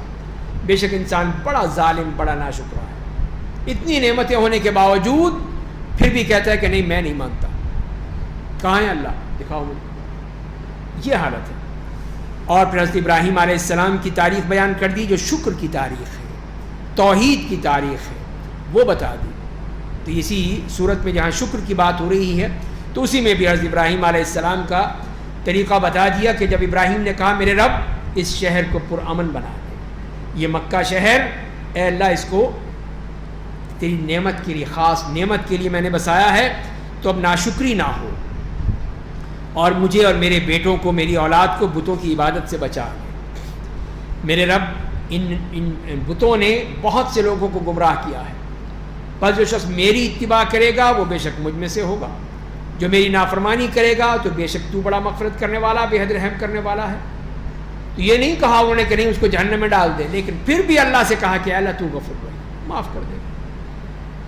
تو یہ ہے نبیوں کا کام کہ وہ جہنم اور جنت کے سرٹیفکیٹ نہیں دیتے، وہ اللہ سے دعا کرتے ہیں بس کہ اللہ اس نے میری فرما برداری کی ہے، اچھا ہے، نیک آدمی ہے، اے اللہ اس کو تو قبول کر لے، یہ میرے ہی ساتھ ہے، اور اس نے نہیں کی، اے اللہ تو اس کو معاف کر دے۔ یہ ہے ان کا معاملہ۔ ربنا انی اسکنت من ذریتی بواد غیر ذی زرع عند بیتک المحرم، اے ہمارے رب میں نے اپنی بعض اولاد کو تیرے بیت الحرام کے پاس ایک وادی میں بسا دیا ہے جہاں کوئی کھیتی نہیں ہے، جہاں کوئی درخت کا پتا تک نہیں تھا، پانی کا ایک قطرہ نہیں تھا، بالکل بنجر چٹیل میدان، پہاڑ، سنگلاخ پہاڑ، جہاں پہ آج تک دیکھ لیں اس میں کوئی چیز اگتی نہیں ہے، اگا تو لیتے ہیں وہ لیکن وہاں خود سے کچھ نہیں ہوتا، تو وہاں اپنے بیوی کو اور بیٹے کو چھوڑ کر جا رہے ہیں۔ تو یہ دیکھیے ایمان تھا کہ اللہ پر ایمان، اللہ تعالیٰ کرے گا، اس نے کہا ہے تو وہ کرے گا خود۔ تو بیوی بھی جب پوچھتی ہیں کہ اے ابراہیم کہاں چھوڑ کے جا رہے ہو، یہاں تو کچھ بھی نہیں ہے، تو وہ بولے ہی نہیں، ادھر منہ کر کے چلے گئے، دعا کر رہے ہیں جا کے آگے یہی دعائیں۔ تو وہی کہتی ہے اچھا اللہ نے حکم دیا ہے، کہاں اللہ نے تو حکم دیا ہے، کہا بس پھر ٹھیک ہے جاؤ۔ یہ ہے ایمان کہ جب اللہ نے حکم دیا تو بس وہی کرے گا، پھر ہمیں فکر کرنے کس بات کی۔ پھر دیکھ لیے وہ چشمہ پھوٹ پڑا، تو وہی اسماعیل کے قدموں سے وہ چشمہ پھوٹ پڑا، اور پھر دیکھیے کیا کچھ اللہ نے دے دیا وہاں پہ جو آج تک چل رہا ہے اور قیامت تک چلتا رہے گا۔ تو یہ ہے فرمایا کہ وہ میرا ہمارے رب ہم نے ایسا اس لیے کیا تاکہ وہ نماز قائم کریں، اس لیے تو لوگوں کے دلوں کو ان کی طرف پھیر دے، سب لوگ ادھر آئیں، اور بطور روزی انہیں انواع و اقسام کے پھل عطا کر تاکہ وہ تیرا شکریہ ادا کر سکے۔ اے ہمارے رب ہم جو کچھ چھپاتے ہیں، جو کچھ ظاہر کرتے ہیں تو انہیں خوب جانتا ہے، اور آسمان اور زمین میں کوئی بھی چیز اللہ سے پوشیدہ نہیں ہے، سب کچھ تیرے علم میں ہے۔ تو ساری تعریفیں اس اللہ کے لیے جس نے بڑھاپے میں مجھے اسماعیل اور اسحاق عطا کیے ہیں، بے شک میرا رب دعاؤں کو خوب سننے والا ہے۔ تو اے میرے رب مجھے اور میری اولاد کو نماز کا پابند بنا دے، اے ہمارے رب اور میری دعا کو قبول فرما لے، اے ہمارے رب تو مجھے اور میرے والدین کو اور مومنوں کو اس دن مہلت کر دے، مہلت دے دے جب حساب ہوگا، اس وقت تک ہمیں مہلت دے دے کہ ہم کچھ کر سکیں۔ اور فرمایا کہ اور آپ اللہ کو ظالموں کے کرتوتوں سے غافل مت سمجھیے۔ جو ظالم جو اللہ کی توحید کے منکر ہیں، اللہ کی نعمتوں کے منکر ہیں، وہ تو انہیں اس دن تک مہلت دے رہا ہے جب آنکھیں پتھرا جائیں گی، کوئی نہیں ملے گا، سب کچھ ختم ہو چکا ہوگا، اپنے سروں کو اوپر اٹھائے تیزی سے بھاگ رہے ہوں گے، ان کی پلکیں نہیں جھکیں گی، ان کے دل ہوا ہو رہے ہوں گے۔ یہ قیامت کا منظر کہ اس دن یہ سارے کافر کس طرح میدان حشر کی طرف بھاگ رہے ہوں گے، یوم یخرجون من الاجداث سراعا، کہ جو اپنی قبروں سے نکل کر بھاگیں گے، کہاں بھاگیں کچھ پتہ نہیں، کوئی ہوش ہی نہیں، ایسا ہولناک دن ہوگا۔ تو اسی کا یہاں فرمایا گیا، اور آپ لوگوں کو اس دن سے ڈرائیے جب عذاب ان کے سامنے ہوگا تو ظالم لوگ کہیں گے اے ہمارے رب ہمیں کچھ دنوں کے لیے مہلت دے دے، کچھ اور موقع دے دے، اب تو ساری زندگی ختم ہو گئی، تاکہ تیری دعوت کو قبول کر لیں، رسولوں کی پیروی کر لیں، ہم پھر بندے بن جائیں گے۔ پھر تو ان سے کہا جائے گا کیا تم لوگوں نے اس کے پہلے قسم نہیں کھائی تھی کہ تم کبھی ختم نہیں ہوگے؟ تم تو یہ کہا کرتے تھے کہ ہم کچھ نہیں ہوگا، ہمیں جو کرنا ہے کر لو، چیلنج دیتے تھے اللہ کے نبیوں کو۔ اب دیکھو اس کو، اور تم ان لوگوں کے گھروں میں رہ چکے ہو جنہوں نے اپنے آپ پر ظلم کیا تھا، اور تم پر یہ بات واضح ہو چکی ہے کہ ہم نے ان کے ساتھ کیسا برتاؤ کیا تھا، اور ہم نے تمہارے لیے مثالیں بھی بیان کر دی تھی، سب کچھ بتا دیا تھا، مثالیں دے کر پچھلے واقعات کے، پچھلے انبیاء کرام قوموں کے تمام عبرتیں تمہیں دکھا دی تھی، اور ان لوگوں نے اپنی چال چلی تھی، اللہ کو ان کی چالوں کا پتہ تھا، اگرچہ ان کی سازشیں ایسی تھیں کہ پہاڑ بھی اپنی جگہ سے ٹل جائیں، یہ ان کے مکر و فریب کا معاملہ کہ پہاڑ بھی اپنی جگہ سے ہل جائے، اس قسم کے مکر و فریب کیا تھا انہوں نے، لیکن اللہ کے سامنے نہیں چل سکتی۔ تو آپ یہ نہ سمجھیں کہ اللہ اپنے رسولوں سے وعدہ خلافی کرے گا، بے شک اللہ بڑا زبردست انتقام لینے والا ہے، چھوڑے گا نہیں ان کو، ان کافروں کو۔ اور جس دن اس سرزمین کے علاوہ کوئی اور زمین ہوگی اور آسمان بھی بدل دیے جائیں گے، تو یہ ہے وہ آیت کہ آسمان اور زمین سب بدل دیے جائیں گے، نئی چیزیں آ جائیں گی، نیا پوری کائنات نہیں ہوگی، جسے اللہ تعالیٰ چاہیں گے. اور اس کے بعد پھر جو فرمایا گیا ہے کہ تمام لوگ اللہ کے سامنے حاضر ہوں گے جو ایک ہے سب پر غالب ہے. اور اس دن آپ مجرموں کو زنجیروں میں جکڑے ہوئے دیکھیں گے. ان کے پیرہن، ان کے یہ لباس گندھک کے ہوں گے، آگ ان پر چہروں کو ڈھانپ رہی ہوگی.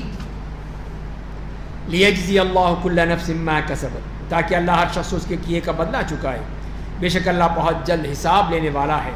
یہ لوگوں کے لیے اللہ کا پیغام ہے، اور تاکہ انہیں اس کے ذریعے ڈرایا جائے، اور تاکہ وہ جان لیں کہ بے شک اللہ اکیلا معبود ہے، تاکہ عقل والے نصیحت حاصل کریں.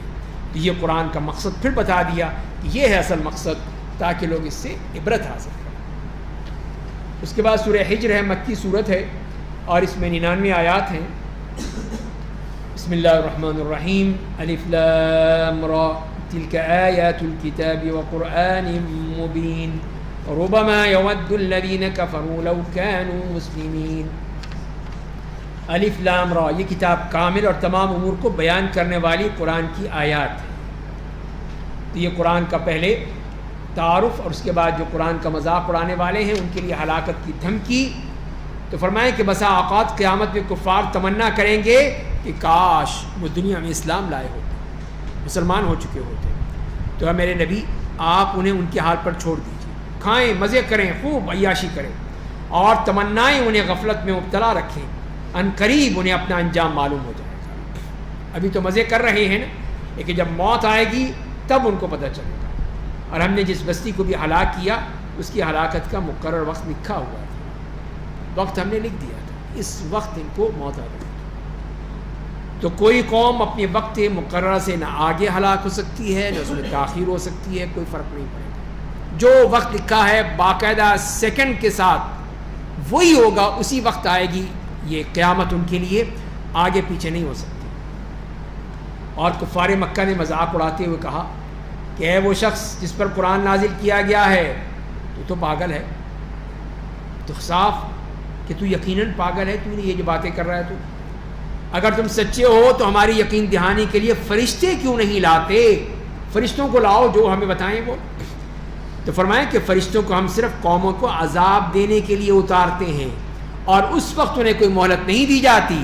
تم فرشتے مانگ رہے ہو نا، تو فرشتے آئیں گے تو کیا ہوگا؟ عذاب بھی ساتھ آ جائے گا، پھر اللہ نہیں چھوڑے گا تمہیں. بے شک ہم نے قرآن کو نازل کیا اور ہم ہی اس کی حفاظت کرنے والے ہیں. تو یہ اللہ تعالیٰ نے یہ اس وقت سے اپنے لیے یہ ذمہ لے لیا ہے کہ اس قرآن کی حفاظت میں کروں گا. دوسری کتابوں کی حفاظت اللہ نے نہیں کی، اس کا ذمہ خود نہیں لیا. یہی ہے کہ وہ بدل گئی، تحریف کر دی، اپنی اپنی مرضی شامل کر لی، تو لہذا اسی لیے وہ بدل گئی. لیکن یہ کتاب، اس میں تحریف ہو ہی نہیں سکتی، تبدیلی ہو ہی نہیں سکتی، جو مرضی کرنے ہو. بہت کوشش کی ان لوگوں نے، طرح طرح کی کوششیں کر رہے ہیں، آج بھی کر رہے ہیں، لیکن اس کو نہیں بدل سکتے.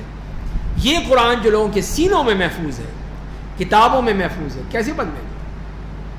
ایک کوئی قرآن لائیں گے، کہیں چھاپ دیں گے، لیکن یہ جو لاکھوں کروڑوں نسخے ہیں پوری دنیا میں، ان کو کیسے بدلیں گے؟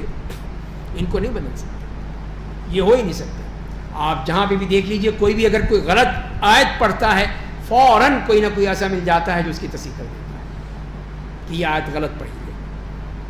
یہ تو اللہ کی حفاظت ہے کہ اللہ نے اس قرآن کو کیسے محفوظ رکھا ہوا ہے، کہ اس کے لاکھوں کروڑوں حافظ قرآن ہیں جو قرآن پڑھتے ہیں، لاکھوں کروڑوں اس کے نسخے ہیں جو قرآن محفوظ ہیں. اب تو ریکارڈڈ شکل میں بھی موجود ہے، ہر طرح کی شکل میں موجود ہے. تو یہ تمام جو چیزیں ہیں ان کو کیسے بدلا جا سکتا ہے؟ کوئی نہیں بدل سکتا. تو یہ اس کی حفاظت کا سامان ہے. اور ہم نے آپ سے پہلے اقوام گزشتہ کی بہت سی جماعتوں میں رسول بھیجے ہیں، اور جب بھی ان کے پاس کوئی رسول آتا تھا تو اس کا مذاق اڑاتے تھے. فوراً ہم مجرموں کے دلوں میں کفر اور انکار رسالت کو اسی طرح داخل کر دیتے ہیں. کفار مکہ قرآن پر ایمان نہیں لائیں گے، اور گزشتہ قوموں کا یہی دستور تھا، مانتے نہیں تھے، وہ نبی کی بات ماننے کو تیار نہیں ہوتے تھے. اور اگر ہم کافروں کے لیے آسمان کا دروازہ کھول دیں اور اس میں چڑھتے چلے جائیں، ایک سیڑھی لگا دیں یا آج کل لفٹ لگا دیں، کوئی انتہائی تیز ترین لفٹ جو ہے وہ لگا دیں کہ 1 سیکنڈ میں ادھر بٹن دبایا وہ پہنچ گئے اوپر آسمان میں، تو ٹھیک ہے جائیں. پھر بھی یہی کہیں گے کہ ہماری آنکھوں کو مدہوش کر دیا گیا، بلکہ ہم پر جادو کر دیا گیا ہے. پھر بھی نہیں مانیں گے. اس نے فرعون نے بھی کہا تھا نا حامان سے, اے حامان ایک بلڈنگ بناؤ, اونچی بلڈنگ بناؤ, میں جا کے اس کے اوپر چڑھ کے دیکھوں گا کہ موسیٰ کا خدا کہاں ہے. اس نے بھی کوشش کی تھی, لیکن کیا کر سکتا. یہاں پر بھی اللہ تعالیٰ نے کہا کہ ذرا چڑھ جاؤ, پھر اوپر جاؤ آسمان میں دیکھو, پھر بتاؤ پھر ہمیں کیا دیکھا تم نے. لیکن فرمایا کہ نہیں, کہیں گے یہ سب جادو ہے. اب یہاں سے پھر اللہ تعالیٰ نے اپنی توحید کے آفاقی دلائل دے دیے, اور ہم نے آسمان میں آفتاب و مہتاب اور متحرک سیاروں کے لیے منزلیں بنائی ہیں, اور اسے دیکھنے والوں کے لیے ستاروں سے آراستہ کیا ہے. تو یہی وہ بروج ہیں, بروج جس کا قرآن نے ذکر کیا ہے کہ اب اس کے لیے مختلف لوگوں نے بتا رکھی ہیں چیزیں کہ یہ برج ہوگا, یہ ہوگا, جیسے کہ ستاروں کا علم کہ وہ اس برج میں داخل ہوگا, پھر یہ نکلے گا, پھر وہ نکلے گا. یہی جو آپ اخباروں میں پڑھتے رہتے ہیں کہ یہ ہفتہ آپ کا کیسا گزرے گا, اس قسم کی سب ڈھکوسلے ہیں, بیکار باتیں ہیں. نہ قرآن میں نہ حدیث میں, یہ سب بیکار چیزیں ہیں. صرف یہی ہے کہ یہ اللہ تعالیٰ نے اس طرح بنائی ہیں چیزیں, اور جس کے ذریعے سے موسم کی تبدیلی ہوتی ہے, اور سردی, گرمی, خزاں, بہار, یہ تمام چیزیں ہوتی ہیں. یہ اللہ تعالیٰ کا قانون ہے, اللہ کا دستور ہے, اس کے مطابق ہو رہی ہیں. اس سے کوئی فرق نہیں پڑتا انسان کے اوپر کہ فلاں جو ہے وہ حمل میں پیدا ہوا, کوئی جوزا میں پیدا ہوا, کوئی سور میں پیدا ہوا, اس کی یہ خصوصیات ہیں, وہ اس طرح کرے گا, وہ اس طرح ہوگا. سب بیکار بات ہے. تو یہ چیزیں اس سے کوئی تعلق نہیں. وَحَفِظْنَاهَا مِن كُلِّ شَيْطَانٍ الرَّجِيمٍ, اور اسے ہر مردود شیطان کی رسائی سے محفوظ کر دیا ہے, سوائے اس شیطان کے جو چوری سے کوئی بات سن لے, تو ایک اسے چمکدار شعلہ اس کے پیچھے لگ جاتا ہے. تو یہ اللہ تعالیٰ کا سسٹم ہے کہ جو بھی چوری کرنا چاہے گا کہ آسمان میں چھپ کر کہیں چلا جائے, سننے کی کوشش کرے کہ فرشتے کیا باتیں کر رہے ہیں, وہی کیا نازل ہونے والی ہے, کیا باتیں ہو رہی ہیں, تو فرمایا کہ نہیں, ہم نے اب وہاں پہ اس طرح کے میزائل فٹ کر دیے ہیں, جیسے ہی کوئی شیطان آئے گا فوراً وہ میزائل اپنی جگہ سے نکلے گا اور اس کو جلا کے بھسم کر دے گا. تو یہ اللہ تعالیٰ کا سسٹم ہے. اب یہاں پر کوئی بچ نہیں سکتا. تو فرمایا ہم نے زمین کو پھیلا دیا, اس پر بڑے بڑے پہاڑ رکھ دیے, اس میں ہر مناسب اور موزوں پودا اگا دیا. ہم نے تمہارے لیے اس میں زندگی کے اسباب پیدا کیے, اور ان کے لیے بھی جنہیں تم روزی نہیں دیتے ہو, سب کے لیے. اور کوئی ایسی چیز نہیں ہے جس کے خزانے ہمارے پاس نہ ہوں, لیکن ہم اسے ایک معین مقدار میں ہی اتارتے ہیں. ایک دم سارا نہیں اتار دیں گے تو لوگ ایک دم پریشان ہو جائیں, نہیں, آہستہ آہستہ ایک مقدار کے ساتھ جتنی ضرورت ہے اتنا اتارتے ہیں, ورنہ اللہ کے خزانوں میں کوئی کمی نہیں ہے. اور ہم ہواؤں کو بھیجتے ہیں جو بادلوں کو پانی سے بوجھل بنا دیتے ہیں, پھر ہم آسمان سے پانی برساتے ہیں, اسے ہم تمہیں پلاتے ہیں, اور زمین میں تم اسے جمع نہیں کرتے. اور یقیناً ہم ہی زندگی دیتے ہیں, اور ہم ہی مارتے ہیں, اور ہم ہی سب کے وارث ہیں. یہ سب ہمارا معاملہ ہے. اور تم میں سے لوگ, جو لوگ پہلے گزر چکے ہیں ہم انہیں جانتے ہیں, اور جو لوگ بعد میں آئیں گے قیامت تک کے ہم انہیں بھی جانتے ہیں. یہ سب اللہ کا علم ہے, وہ سب کو جانتا ہے. جو پہلے گزر چکے ان سب کو جانتا ہے, جو بعد میں آئیں گے ان کو بھی جانتا ہے, جو قیامت تک کے لیے آئیں گے سب کو جانتا ہے. اور بے شک آپ کا رب ان سب کو جمع کر دے گا, وہ بے شک بڑی حکمت والا, بڑا جاننے والا ہے. اور ہم نے انسان کو, یہ اور دلائل ہیں اللہ تعالیٰ کی طرف سے توحید کے, ہم نے انسان کو کھنکھناتے ہوئے ٹھیکرے سے پیدا کیا. ٹھیکرا جو مٹی سے چیزیں بنتی ہیں, جو سڑی ہوئی مٹی کا بنا ہوا تھا, ہم نے اس سے پہلے جنوں کو گرم ہوا کی آگ سے پیدا کیا تھا. اور جب آپ کے رب نے فرشتوں سے کہا کہ میں ایک آدمی کو سڑی مٹی کے کھنکھناتے ٹھیکرے سے پیدا کرنے والا ہوں, تو پس جب میں اسے بنا لوں, اس میں اپنی روح پھونک دوں, تو تم سب اس کی تعظیم کے لیے سجدے میں گر جاؤ. یہ اللہ کا حکم آ گیا. تو تمام فرشتوں نے سجدہ کیا, سب سجدے میں گر گئے. لیکن ابلیس نے اس بات سے انکار کر دیا کہ وہ سجدہ کرنے والوں میں شریک ہو جائے. اللہ نے کہا, اے ابلیس تجھے کیا ہو گیا کہ سجدہ کرنے والوں کے ساتھ شریک نہیں ہوا؟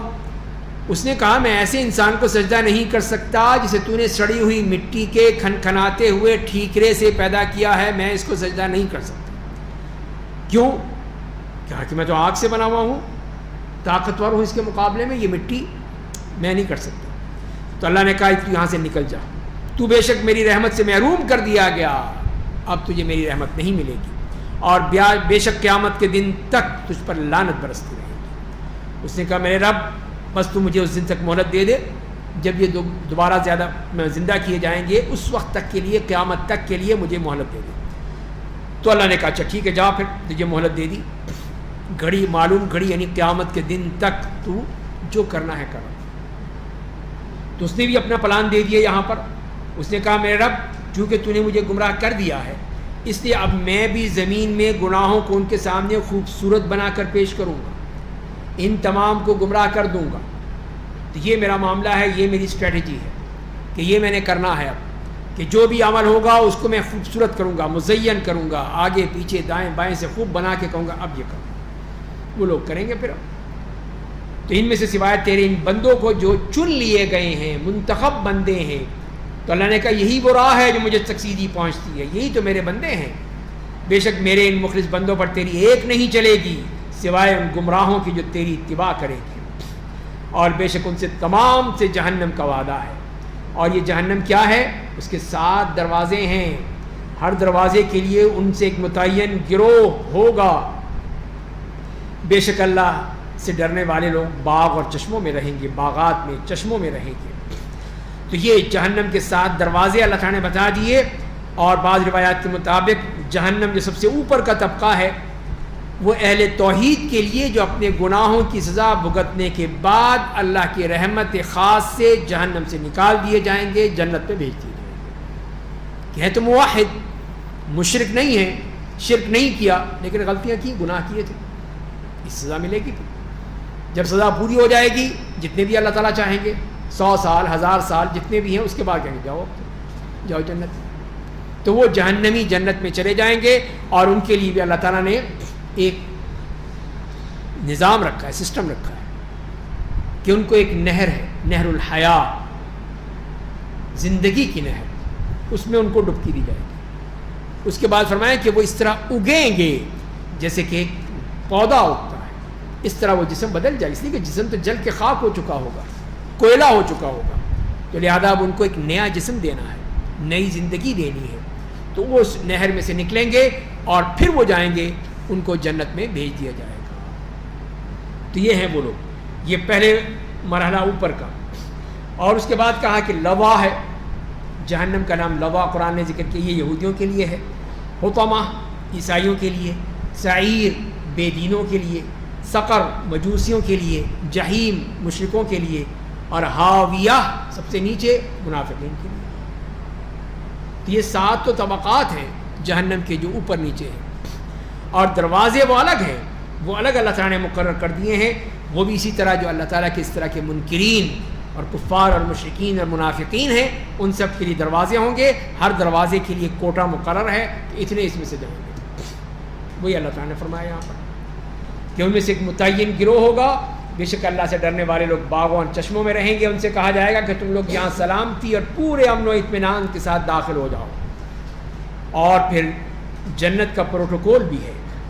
وہ کیا ہے کہ ہم ان کے سینوں سے کینے کو یکسر نکال دیں گے, پاک کر دیں گے ان کے سینوں کو. کوئی بغض و عداوت اس میں نہیں ہونا چاہیے کسی کے لیے. پھر آپس میں بھائی بن کر آمنے سامنے تختوں پر بیٹھا کریں گے. انہیں وہاں کوئی تکلیف نہیں پہنچے گی, نہ وہاں سے نکالے جائیں گے, مزے کریں گے آرام سے. آپ میرے بندوں کو خبر کر دیجئے کہ میں بڑا ہی معاف کرنے والا, بے حد رحم کرنے والا. یہ بتا دیجئے میرے بندوں کو. لیکن اسی پہ کافی نہیں کیا, اکتفا نہیں کیا, بلکہ کیا کہا, اور بے شک میرا عذاب ہی دردناک عذاب ہے. یہ بھی بتا دیجئے. دونوں باتیں کہ کہیں صرف اللہ تعالیٰ کے رحمت پہ ہی تکیہ کر کے بیٹھ جائیں کہ نہیں کچھ نہیں ہوتا جی, بس ہم تو سیدھے جنت میں جائیں گے, ہم تو سچے پکے مسلمان ہیں, سیدھے جنت. نہیں, عذاب بھی ہے اس کا. یہی تو ایمان کی علامت ہے کہ اللہ کی جنت کی لالچ ہے اور اللہ کے عذاب کا ڈر ہے, تو پھر ایمان بنتا ہے. یہ ایمان نہیں ہے کہ نہیں جی ہم تو سیدھے جنتی ہیں, جنت میں چلے جائیں. یہ ایمان نہیں ہے. اور نہ یہ ایمان ہے کہ ہر بار روتے رہیں گے, ڈرتے رہیں گے, مرتے رہیں گے. نہیں, اللہ کے رحمت کا بھی امید رہنی چاہیے. تو اللہ تعالیٰ نے دونوں ہی چیزیں بتا دی. اور یہاں پہ حضرت ابراہیم علیہ السلام کا تذکرہ فرمایا. اور آپ انہیں ابراہیم کے مہمانوں کے بارے میں اطلاع دیجئے. جب ان کے پاس آئے, سلام کیا, ابراہیم نے کیا, ہمیں تو تم سے ڈر لگ رہا ہے. وہی جیسے ہم نے پہلے پڑھا کہ جب وہ بنا ہوا بچڑا لے کر آئے, انہوں نے کھایا نہیں تو وہ گھبرا گئی, یہ کیا ہوا. میں نے تو ان کے لیے وہ باقاعدہ روسٹ کر کے بکرا پیش کیا, یہ کھا ہی نہیں رہے. تو ڈر گئے کہیں کوئی دشمنی ہے, کوئی مسئلہ ہے, کوئی تو ان سے یہی کہا، تو انہوں نے کہا آپ ڈریے نہیں، ہم آپ کو ایک بیٹے کی خوشخبری دیتے ہیں جو بڑا عالم ہوگا، بہت بڑا مقام ہوگا اس کا۔ ابراہیم نے کیا تم لوگ مجھے اس کے باوجود خوشخبری دے رہے ہو کہ مجھے بڑھاپے نے آ لیا، 100 سے اوپر ہو گئی عمر، اب تم مجھے خوشخبری دینے آئے ہو، بس تم لوگ کس بنیاد پر مجھے خوشخبری دے رہے ہو؟ تو انہوں نے کہا ہم آپ کو سچی خوشخبری دے رہے ہیں، آپ نا امید ہونے والوں میں سے مت ہو جائیے۔ کیوں آپ مایوس ہوتے ہیں؟ یہ تو اللہ کا معاملہ ہے، 100 ہوں 120 ہوں 150 ہوں، اللہ کے لیے کون سا مشکل ہے، وہ آپ کو ایک دم جوان کر دے گا۔ ابراہیم نے کہا گمراہوں کی سوا اپنے رب کی رحمت سے کون نا امید ہو سکتا ہے، میں تو نہیں ہو سکتا۔ اور کہا کہ تو اے اللہ کی جانب سے بھیجے گئے فرشتوں، یہ تو بتاؤ کہ تم کس مہم پر آئے ہو، مسئلہ کیا ہے، یہی مسئلے کے لیے آئے ہو؟ تو انہوں نے کہا کہ نہیں، ہم ایک مجرم قوم کو ہلاک کرنے کے لیے بھیجے گئے ہیں جہاں آپ کا بھتیجا ہے، اس لیے بتانے آئے ہیں آپ کو کہ اب اس قوم کو چھوڑیں گے نہیں ہم، سوائے آل لوط کے جنہیں ہم یقیناً نجات دے دیں گے، جو مسلمان ہو گئے، سوائے ان کی بیوی کے جس کے بارے میں ہمارا فیصلہ ہے کہ وہ ضرور مجرموں کے ساتھ رہ جائے گی۔ بس جب وہ فرشتے خاندان لوط کے پاس آئے تو لوط نے کہا تم لوگ انجانے ہو، یہاں کے تو نہیں ہو، کہاں سے آ گئے تم؟ انہوں نے کہا ہم آپ کے پاس وہ عذاب لے کر آئے ہیں جس میں یہ لوگ شک کرتے ہیں، مانتے نہیں ہیں، اور آپ کے پاس حق بات لے کر آئے ہیں اور ہم بالکل سچے ہیں، ہم جھوٹ نہیں بول رہے، اس لیے آپ ان لوگوں کو لے کر کچھ رات رہتے ہی نکل جائیے اور آپ ان سب کے پیچھے چلیے، آپ لوگوں میں سے کوئی پیچھے مڑ کر نہیں دیکھے گا، فوراً نکل جائے یہاں سے، اور جہاں جانے کا آپ لوگوں کو حکم دیا جائے وہاں چلے جائیں، وہاں رہیں، وہاں پہ عذاب نہیں آئے گا۔ اور ہم نے لوط کو یہ فیصلہ سنا دیا کہ صبح کے وقت ان مجرموں کی جڑ کاٹ دی جائے گی، ختم کر دیا جائے گا، کچھ نہیں بچے گا، سب جائیں گے۔ اور شہر والے خوشیاں مناتے ہوئے آئے۔ لوط نے کہا یہ لوگ میرے مہمان ہیں، تو اللہ کے لیے مجھے رسوا مت کرو، کیوں تم یہ ذلیل کرتے ہو، کیوں تم اس قسم کی باتیں کرتے ہو، اللہ سے ڈرو، مجھے ذلیل مت کرو۔ انہوں نے کہا کیا ہم نے تمہیں دنیا والوں کی حمایت کرنے سے روکا نہیں تھا، کیوں تم یہ باتیں کرتے ہو؟ تو لوط نے کہا بھی یہ میری بیٹیاں ہیں، تم نے اگر رہنا ہے تو ان کے ساتھ رہ لو، نکاح کر لو، شادی کر لو، ان کو دیکھ لو، تم یہ حرکتیں مت کرو۔ تو آپ کی جان کی قسم وہ لوگ اپنے گناہوں میں نشے میں دیوانے ہوئے جا رہے تھے۔ تو آفتاب نکلنے کے بعد ایک چیخ نے ان کو پکڑ لیا، پھر ہم نے انہیں تہ و بالا کر دیا، ان پر کنکر کے پتھروں کی بارش کر دی۔ یہ اس طرح اس قوم کو تباہ کر دیا اور پھر ان کا کوئی وجود نہیں رہا، سب مارے گئے۔ یقیناً اس واقعے میں عبرت حاصل کرنے والوں کے لیے بہت سی نشانیاں ہیں، اور وہ بستی سیدھے راستے پر واقع ہے، بے شک اس میں مومنوں کے لیے نشانی ہے کہ یہ اب بھی جاتے ہیں، وہاں سے گزر کے جاتے ہیں شام، اسی بحر میت کے پاس سے، اور وہاں پہ دیکھتے ہیں تو ان کو پتہ ہونا چاہیے کہ یہ سزا کس کو ملی تھی، کیوں ملی تھی۔ اور پھر اصحاب ایکہ کی بات کی، یعنی قوم شعیب کے لوگ بھی حد سے تجاوز کر گئے تھے، تو ہم نے ان سے بھی بدلہ لے لیا۔ یہ دونوں ہی بستیاں سیدھے راستے پر واقع تھیں، اور اصحاب حجر نے بھی ہمارے رسولوں کو جھٹلایا تھا، اور ہم نے انہیں اپنی نشانیاں دی تھیں، انہوں نے ان سے منہ موڑ لیا، نہیں مانے، اور وہ لوگ پہاڑوں کو کاٹ کاٹ کے گھر بناتے تھے جس میں امن کے ساتھ رہتے تھے۔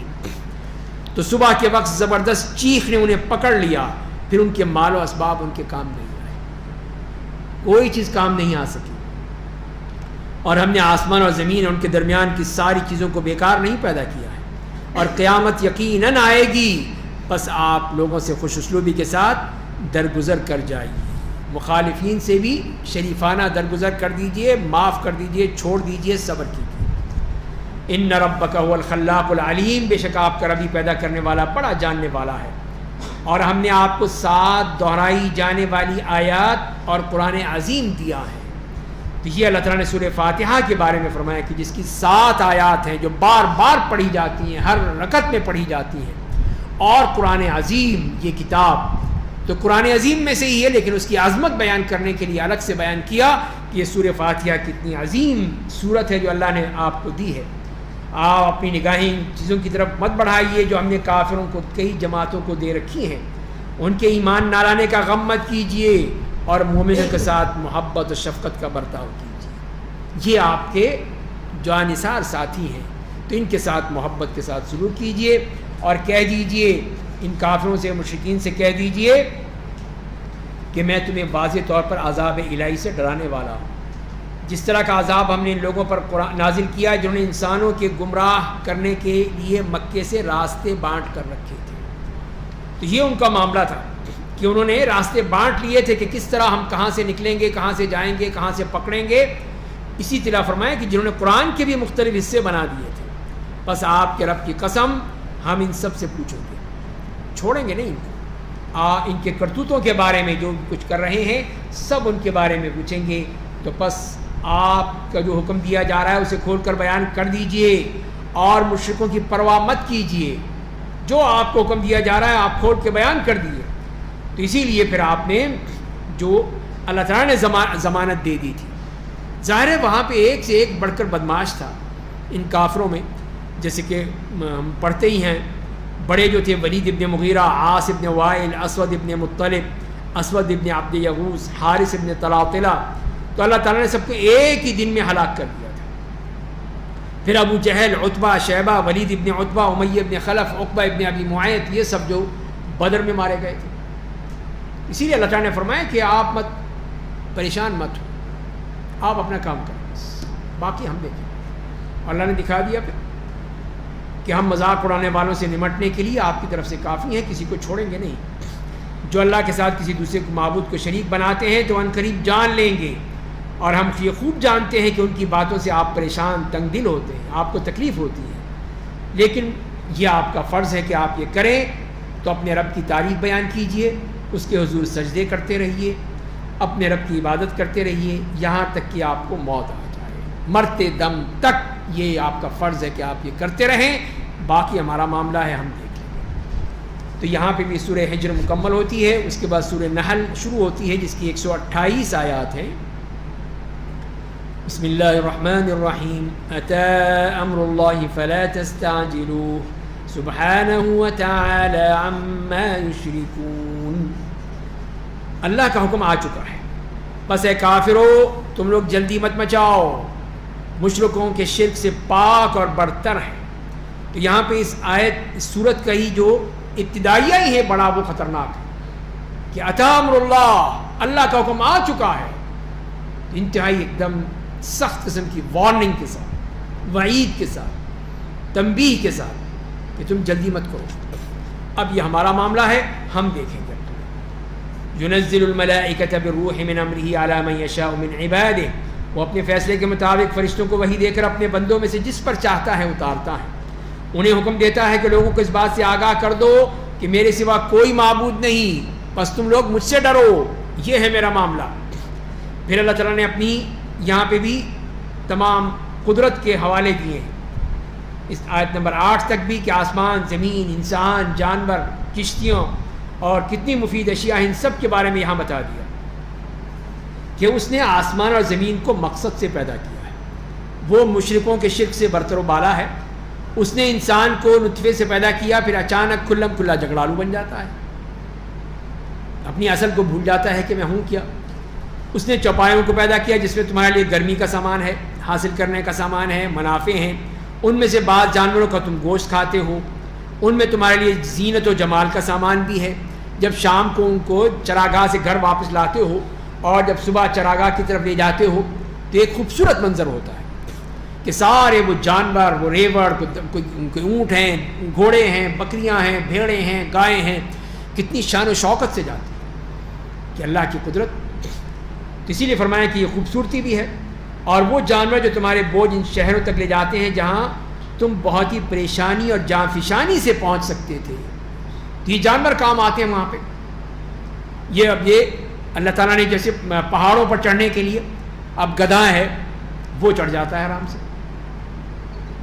زلزلے کے زمانے میں ایسی جگہیں بھی تھی جہاں پہ گاڑیاں نہیں جا سکتی تھیں, وہاں یہ جانور کام آتا تھا, وہاں تک اوپر تک جاتے تھے, پہنچتے تھے سامان لے کر.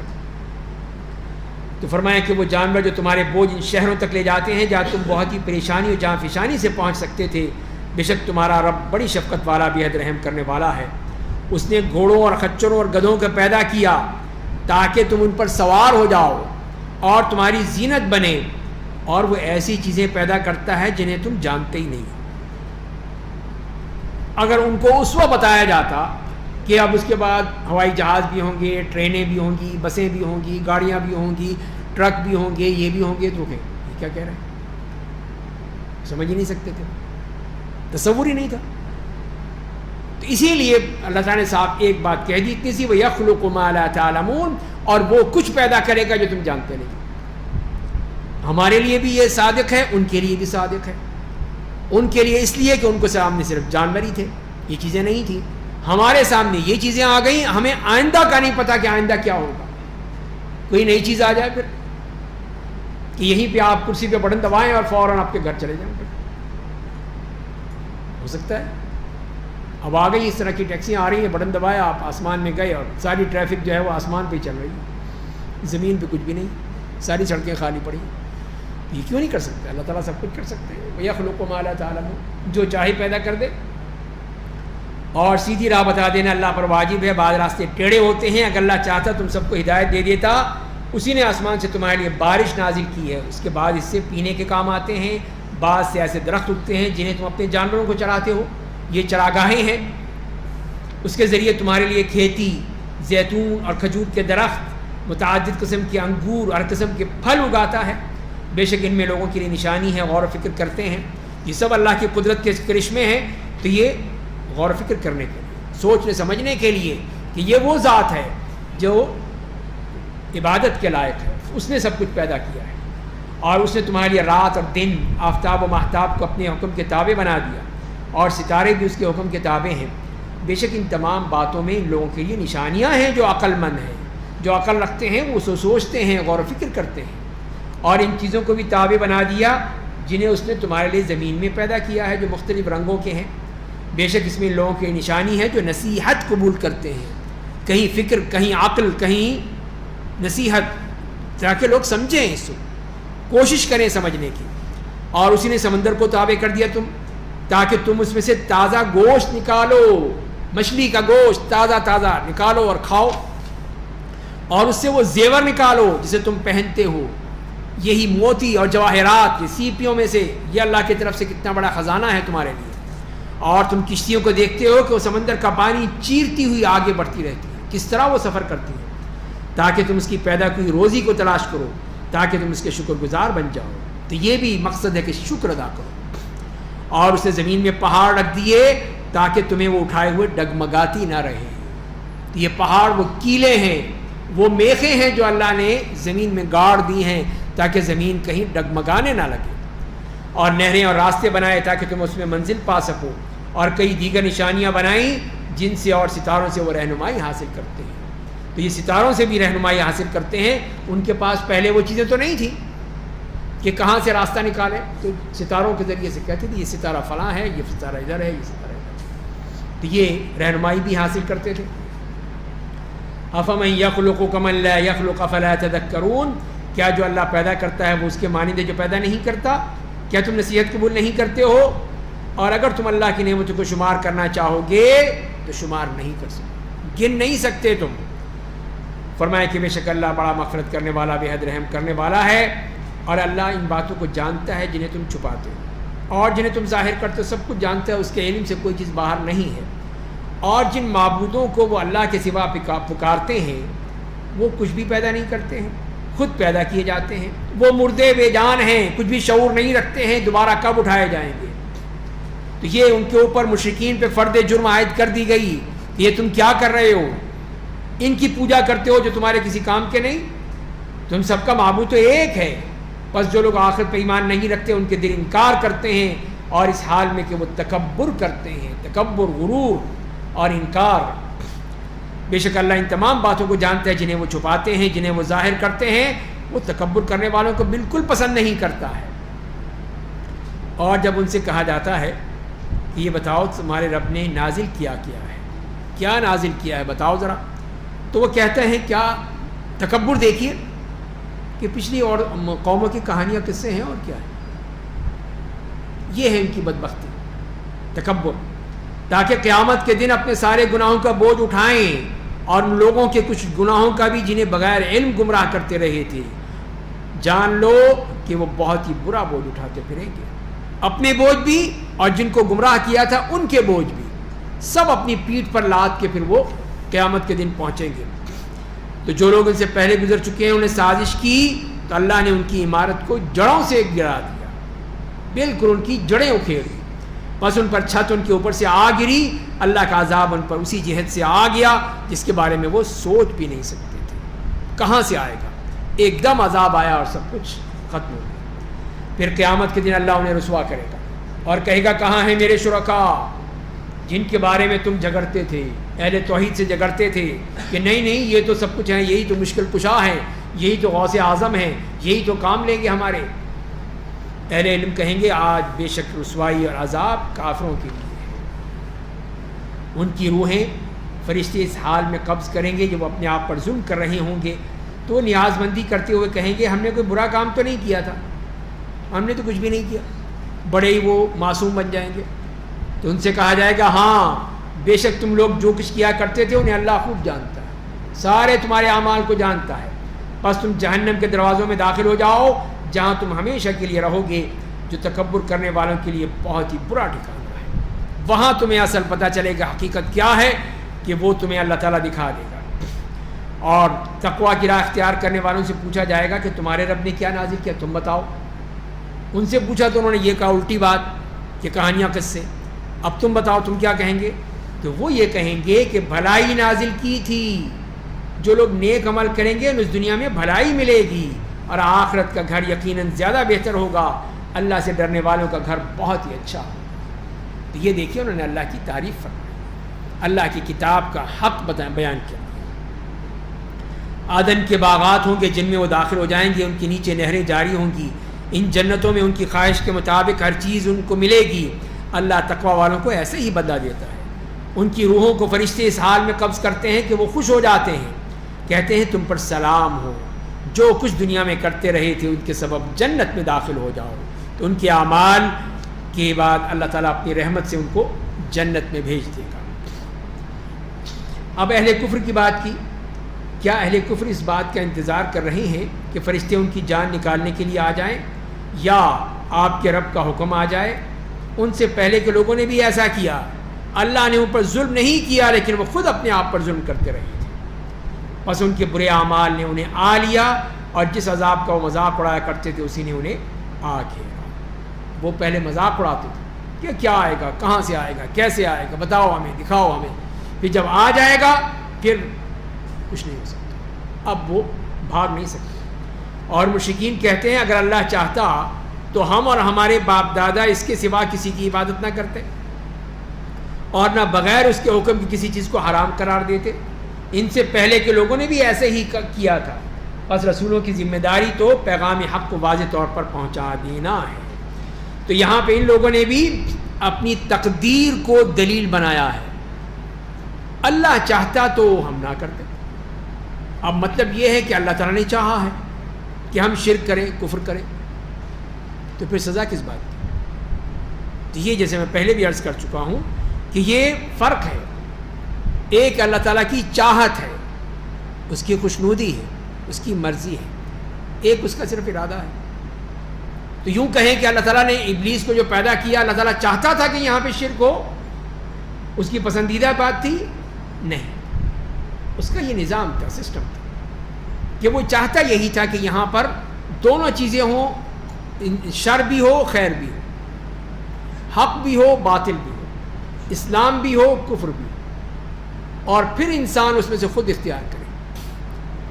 تو جو حق کو اختیار کرے گا وہ سوچ سمجھ کے اختیار کرے، اسی لیے تو جنت ملے گی، اور جو اس کو شر کو باطل کو استعمال کرے گا وہ سوچ سمجھ کے استعمال کرے گا، اسی لیے جہنم ملے گی۔ جب اللہ تعالیٰ نے اس کو یہ سوچ دی ہے، عقل دی ہے، شعور دیا ہے، تو اس کو استعمال کرے۔ زبردستی تو نہیں کہا اس کو، یہی فرمایا کہ اللہ تعالیٰ چاہتا تو سب کو ایک ہی قوم بنا دیتا، سب مسلمان ہو جاتے، تو یہ زبردستی ہوتی، تو یہی اللہ تعالیٰ چاہتے، میں زبردستی نہیں کرنا چاہتا۔ تو لہذا ان لوگوں نے اللہ تعالیٰ کی تقدیر کو اپنا دلیل بنا لیا، اپنا وسیلہ بنا لیا، تو فرمایا کہ یہی تو غلطی تھی، یہ تو اللہ کی طرف سے پیدا کرنا ہے امتحان کے لیے، اور ہم نے ہر گروہ کے پاس ایک رسول اس پیغام کے ساتھ بھیجا کہ لوگو اللہ کی عبادت کرو اور شیطان اور بتوں کی عبادت سے بچتے رہو، بس ان میں سے بعض کو اللہ نے ہدایت دی اور بعض کے لیے گمراہی واجب ہو گئی، بس تم لوگ زمین میں گھوم پھیر کر دیکھ لو کہ جھٹلانے والوں کا کیسا برا انجام ہوتا ہے، ذرا نکلو سوچو سمجھو غور فکر کرو دیکھو ان کو. اگر آپ ان کی ہدایت شدید خواہش رکھتے ہیں تو جان لیجئے اللہ اس آدمی کو ہدایت نہیں دیتا جس کے لیے گمراہی لکھ دیتا ہے، اور ان کا کوئی مددگار نہیں. آپ جتنا بھی چاہیں کسی کے بارے میں ہدایت اسی کو ملے گی جسے اللہ تعالیٰ چاہے گا. آپ اپنے چچا حضرت ابو طالب کے لیے کتنا چاہتے تھے کہ وہ کلمہ پڑھ لیں، لیکن نہیں پڑھا، اس لیے کہ اللہ تعالیٰ کی مرضی نہیں تھی، وہ اسی حالت میں مر گئے.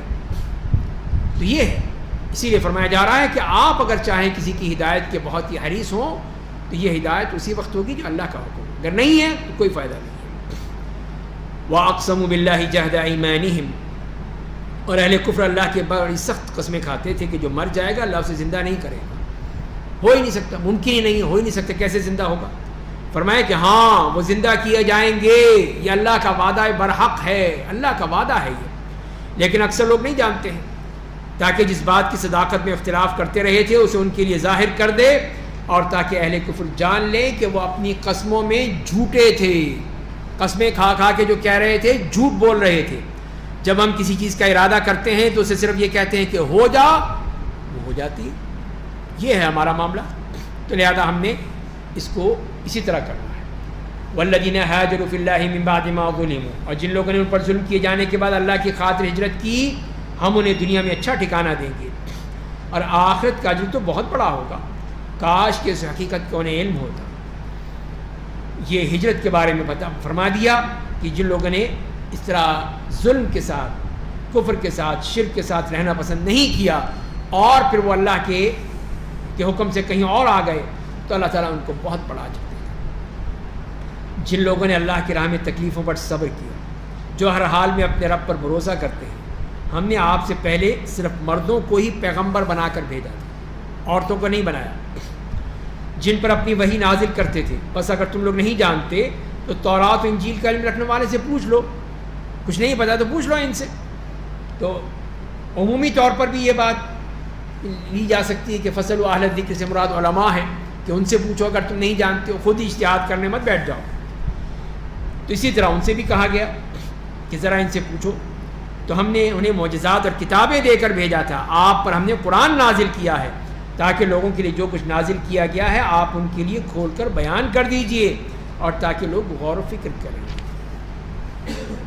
افامن الذین مکروا السیئات ان یخسف اللہ بہم الارض، کیا جو لوگ اللہ کے رسول کو تکلیف پہنچانے کے لیے بدترین تدبیریں کرتے ہیں اس بات سے بے فکر ہو گئے کہ اللہ انہیں زمین میں دھسا دے، یا اللہ کا عذاب انہیں اس جہت سے آ لے جس کے بارے میں وہ سوچ بھی نہیں سکتے ہیں، یا انہیں اس وقت پکڑ لے جب وہ زمین میں چل پھر رہے ہوں، بس وہ کسی بھی حال میں عاجز نہیں کر سکتے.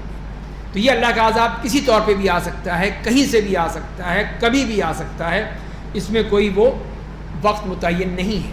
یا انہیں اس وقت پکڑ لے جب وہ عذاب کے خطرے سے خوف زدہ ہوں. بے شک تمہارا رب بڑا ہی مہربان بے حد رحم کرنے والا ہے.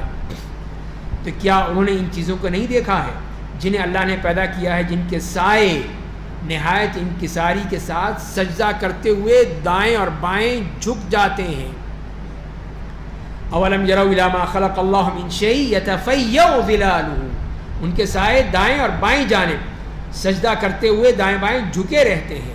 وللہ یسجد ما فی السماوات وما فی الارض من دابہ والملائکۃ وهم لا یستکبرون، اور آسمان اور زمین میں جتنے چوپائے ہیں سب اللہ کو سجدہ کرتے ہیں، سب کے سب. فطرت رکھ دی اللہ نے، تو یہ جانور بھی اللہ کو سجدہ کرتا ہے، یہ بھی اللہ کی عبادت کرتا ہے، اور فرشتے تو ہیں ہی اس کی عبادت کے لیے، اور وہ تکبر نہیں کرتے، وہ اپنے رب سے اپنے اوپر کی طرف سے ڈرتے ہیں، ان کو ہر وقت خوف رہتا ہے اپنے رب کا، اور انہیں جو حکم دیا جاتا ہے اس پر عمل کرتے ہیں.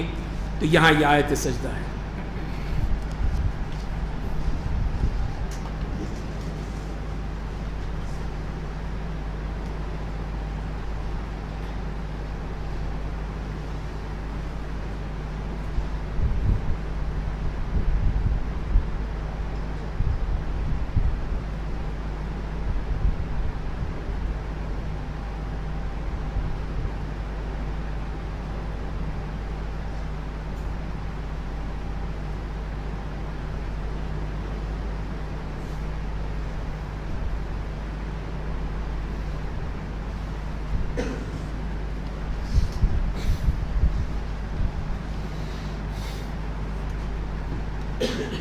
فرمایا کہ انما هو الہ واحد فایای فرحبون. اللہ کہتا ہے کہ تم اپنے رب سے اپنے ڈرتے ہیں، اور اللہ کہتا ہے کہ تم لوگ اپنے لیے دو معبود نہ بناؤ. لا تتخذوا الہین اثنین، دو معبود مت بناؤ. تو یہاں پر بھی جیسے کہ لوگ بغیر سوچے سمجھے کہہ دیتے ہیں کہ یہ جی بدی کا خدا ہے، یہ اچھائی کا خدا ہے، یہ اندھیرے کا ہے، یہ تاریکی کا ہے، یہ نور کا ہے. اس قسم کی بات ہے، یہ سب شرک ہے. جی یہ فلاں کا محبت کا دیوتا، تو یہ اس قسم کی بات ہے. ایک مسلمان ہو کر آپ کیسی باتیں کرتے ہیں اس قسم کی؟ اسی لیے اللہ تعالیٰ نے صاف فرما دیا کہ اپنے لیے دو معبود مت بناؤ. معبود تو صرف ایک ہے، بس صرف مجھ سے ڈرو، اور آسمانوں و زمین میں جو کچھ ہے سب اسی کا ہے، صرف اسی کی اطاعت دائمی طور پر لازم ہے. کہ تم اللہ کے سوا کسی اور سے ڈرتے ہو؟ مجھ سے ڈرو، اور تمہارے پاس جتنی نعمتیں ہیں سب اسی اللہ کی جانب سے ہیں. پھر جب تمہیں کوئی تکلیف پہنچتی ہے تو اسی کی بارگاہ میں گریہ زاری کرتے ہو، روتے ہو. مصیبت آ گئی، بیماری آ گئی، تکلیف آ گئی، پریشانی ہو گئی، تو تم تو پھر اللہ کی راہ میں جاتے ہو. اور پھر جب وہ تکلیف دور کر دیتا ہے تو تم اسے ایک گروہ اپنا رب کے ساتھ غیروں کو شریک بنا لیتا ہے کہ نہیں جی یہ تو فلاں کی وجہ سے ہوا ہے، فلاں پیر صاحب نے دعا کر دی تھی، یا فلاں پیر صاحب کی برکت ہے، ان کی مہربانی ہے، ان کا فضل ہے، یہ سب کچھ ہو گیا. تاکہ ہم نے انہیں جو نعمتیں دی ہیں ان کی وہ لوگ ناشکری کریں. بس تم مزے اڑا لو، ان قریب تمہیں اپنا انجام معلوم ہو جائے گا. اور پھر ان کے بارے میں ان مشرکین کے ایک اور ان کا جو عیب ہے کہ ہم نے انہیں جو روزی دی ہے ان میں سے ان معبودوں کے لیے حصہ نکالتے ہیں جن کی معبود ہونے کی انہیں خود خبر نہیں یہ کیا ہے، لیکن کہتے ہیں کہ یہ ہمارے معبودوں کا حصہ ہے. جیسے ہم پہلے سورہ انعام میں پڑھ چکے ہیں کہ وہ تقسیم کر دیتے تھے، یہ ہمارے معبودوں کا حصہ اور یہ اللہ کا حصہ. تو اللہ کا حصہ جو ہے وہ آخر میں کہتے کہ اللہ کو کیا ضرورت ہے، چلو یہ بھی ادھر بھیج. معبودوں کا حصہ کبھی اللہ کی طرف نہیں گیا، لیکن اللہ کا حصہ بھی ادھر بھیج دیتے ہیں کہ اللہ کو کیا ضرورت ہے، وہ تو بے نیاز ہے، چلو یہ بھی سب ادھر ڈال دو. تو یہی فرمایا کہ یہ ان کی سب افطرا پردازیاں ہیں. اللہ کی قسم تم اس متعلق افطرا پردازی کرتے ہو، اس کے بارے میں تم سے پوچھا جائے گا. اور پھر دوسرا ان کا جرم کہ وہ اللہ کے لیے بیٹیاں ثابت کرتے ہیں کہ اللہ کے لیے نعوذ باللہ بیٹیاں ہیں. اس کی ذات اس سے پاک ہے.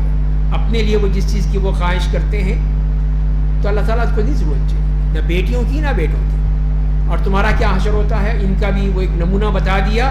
اور ان میں سے کسی کو جب لڑکی کی خوشخبری دی جاتی ہے تو اس کا چہرہ سیاہ ہو جاتا ہے پوری طرح. وہ کہتے ہیں کیا مصیبت آ، اور اس حال میں کہ اس کے غم سے نڈھال ہوتا ہے، دل میں اس کے دکھ اور افسوس بھر جاتا ہے. جو بری خبر اسے دی گئی ہے اس کی وجہ سے لوگوں سے منہ چھپائے پھرتا ہے کہ لوگ کہیں گے یہ لڑکی کب آپ، اس کی لڑکی ہو گئی. کیا ذلت و رسوائی کے باوجود سے اپنے پاس رکھے یا مٹی میں ٹھونس دے، جان لو کہ اس کا فیصلہ بہت برا ہے. یہ فیصلہ کرتا ہے یہ مشرک. تو جو لوگ آخرت پر ایمان نہیں رکھتے انہی کے لیے بری مثال ہے، اللہ کے لیے تو سب سے عمدہ مثال ہے، اور وہ بڑا زبردست ہے، بڑی حکمتوں والا ہے. تو یہ تمہاری یہ غلط روش، یہ دوغلی پالیسی کہ جس لڑکی کو تم قبول نہیں کرتے ہو اسے اللہ کے ذمہ کر رہے ہو کہ اللہ کی بیٹیاں ہیں یہ فرشتے. اللہ کے لیے جو بیٹیاں تم نے فوراً بنا لی، اپنے لیے بیٹی کو تم قبول کرتے ہوئے تمہاری جان نکلتی ہے. تو یہ فرمائیں کہ یہ مثالیں اللہ دے رہا ہے تاکہ سمجھو. اگر اللہ لوگوں کے ظلم کی وجہ سے ان کی گرفت کرتا تو زمین پر کسی چوپائے کو نہ چھوڑتا، یہ تو اس کی رحمت ہے. لیکن وہ تو انہیں ایک وقت مقررہ تک کے لیے مہلت دیتا ہے، بس جب ان کا وقت آ جائے گا تو ایک گھڑی بھی نہ پیچھے ہو سکیں گے نہ آگے جا سکیں گے. اور وہ اللہ کی طرف ایسی چیزوں کی نسبت کرتے ہیں جنہیں وہ اپنے لیے برا سمجھتے ہیں، اور اپنی زبانوں سے جھوٹ کہتے ہیں کہ بے شک بھلائی انہی کے لیے ہوگی.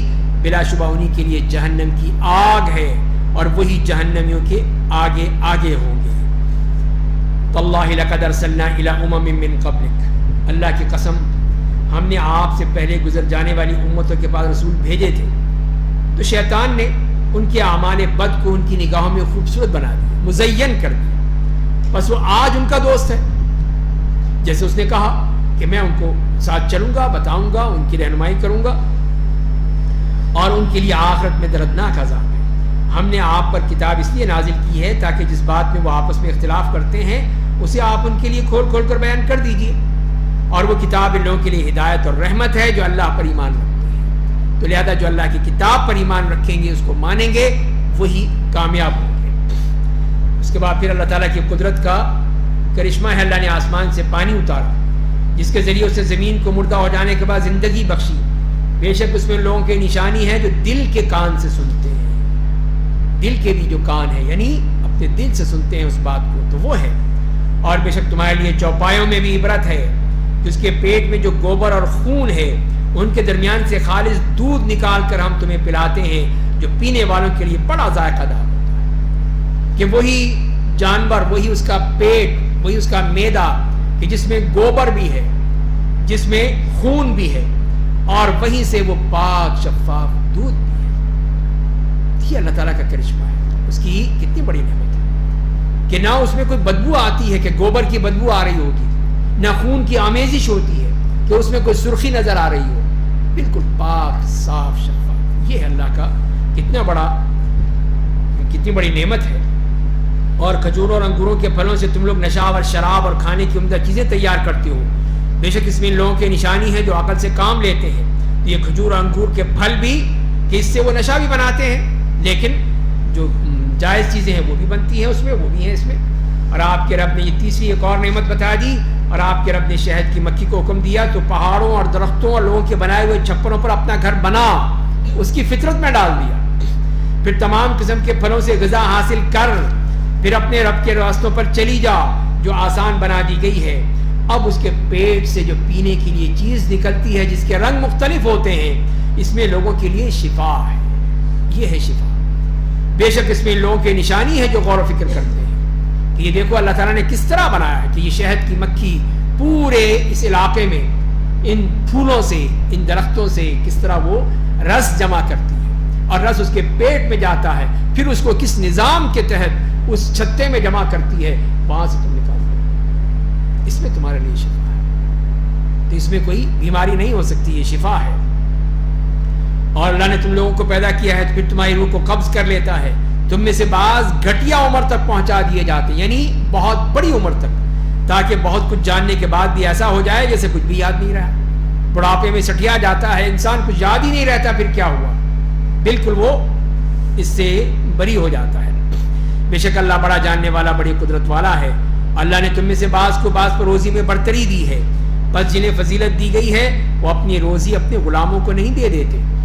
پیسہ ہے تو سارا وہ تقسیم نہیں کر دیتے نوکروں میں اور غریبوں میں تاکہ سب اس میں برابر ہو جائیں، تو کیا وہ اللہ کی نعمت کا انکار کرتے ہیں؟ تو یہی ہے کہ وہ اللہ کی نعمت سب کے لیے ہے تو انکار نہیں ہے۔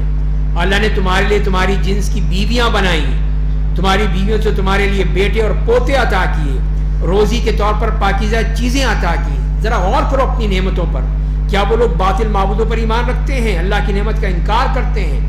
اللہ کے بجائے ان معبودوں کی پرستش کرتے ہیں جو آسمان اور زمین میں ان کی روزی کسی بھی حصے کے مالک نہیں ہیں، نہ وہ اس کی طاقت رکھتے ہیں۔ پھر مثال دے کے بتا دیا کہ پس تم لوگ اللہ کے لیے مثالیں مت بیان کرو، بے شک اللہ جانتا ہے تم لوگ کچھ بھی نہیں جانتے۔ اللہ ایک زر خرید غلام کی مثال بیان کرتا ہے جس کے پاس کوئی قدرت نہیں ہوتی، کچھ نہیں کر سکتا وہ، اور ایک ایسے شخص کی جس کے ہم نے اپنی جانب سے اچھی کشادہ روزی دی ہے، بس وہ اس میں سے پوشیدہ اور دکھا کر خرچ کرتا ہے۔ کیا یہ لوگ برابر ہو سکتے ہیں؟ دونوں نہیں برابر ہو سکتے، ایک کے پاس کچھ بھی نہیں ہے اور ایک کے پاس سب کچھ ہے۔ تمام تعریفیں اللہ کے لیے ہیں، بلکہ ان میں سے اکثر لوگ نہیں جانتے۔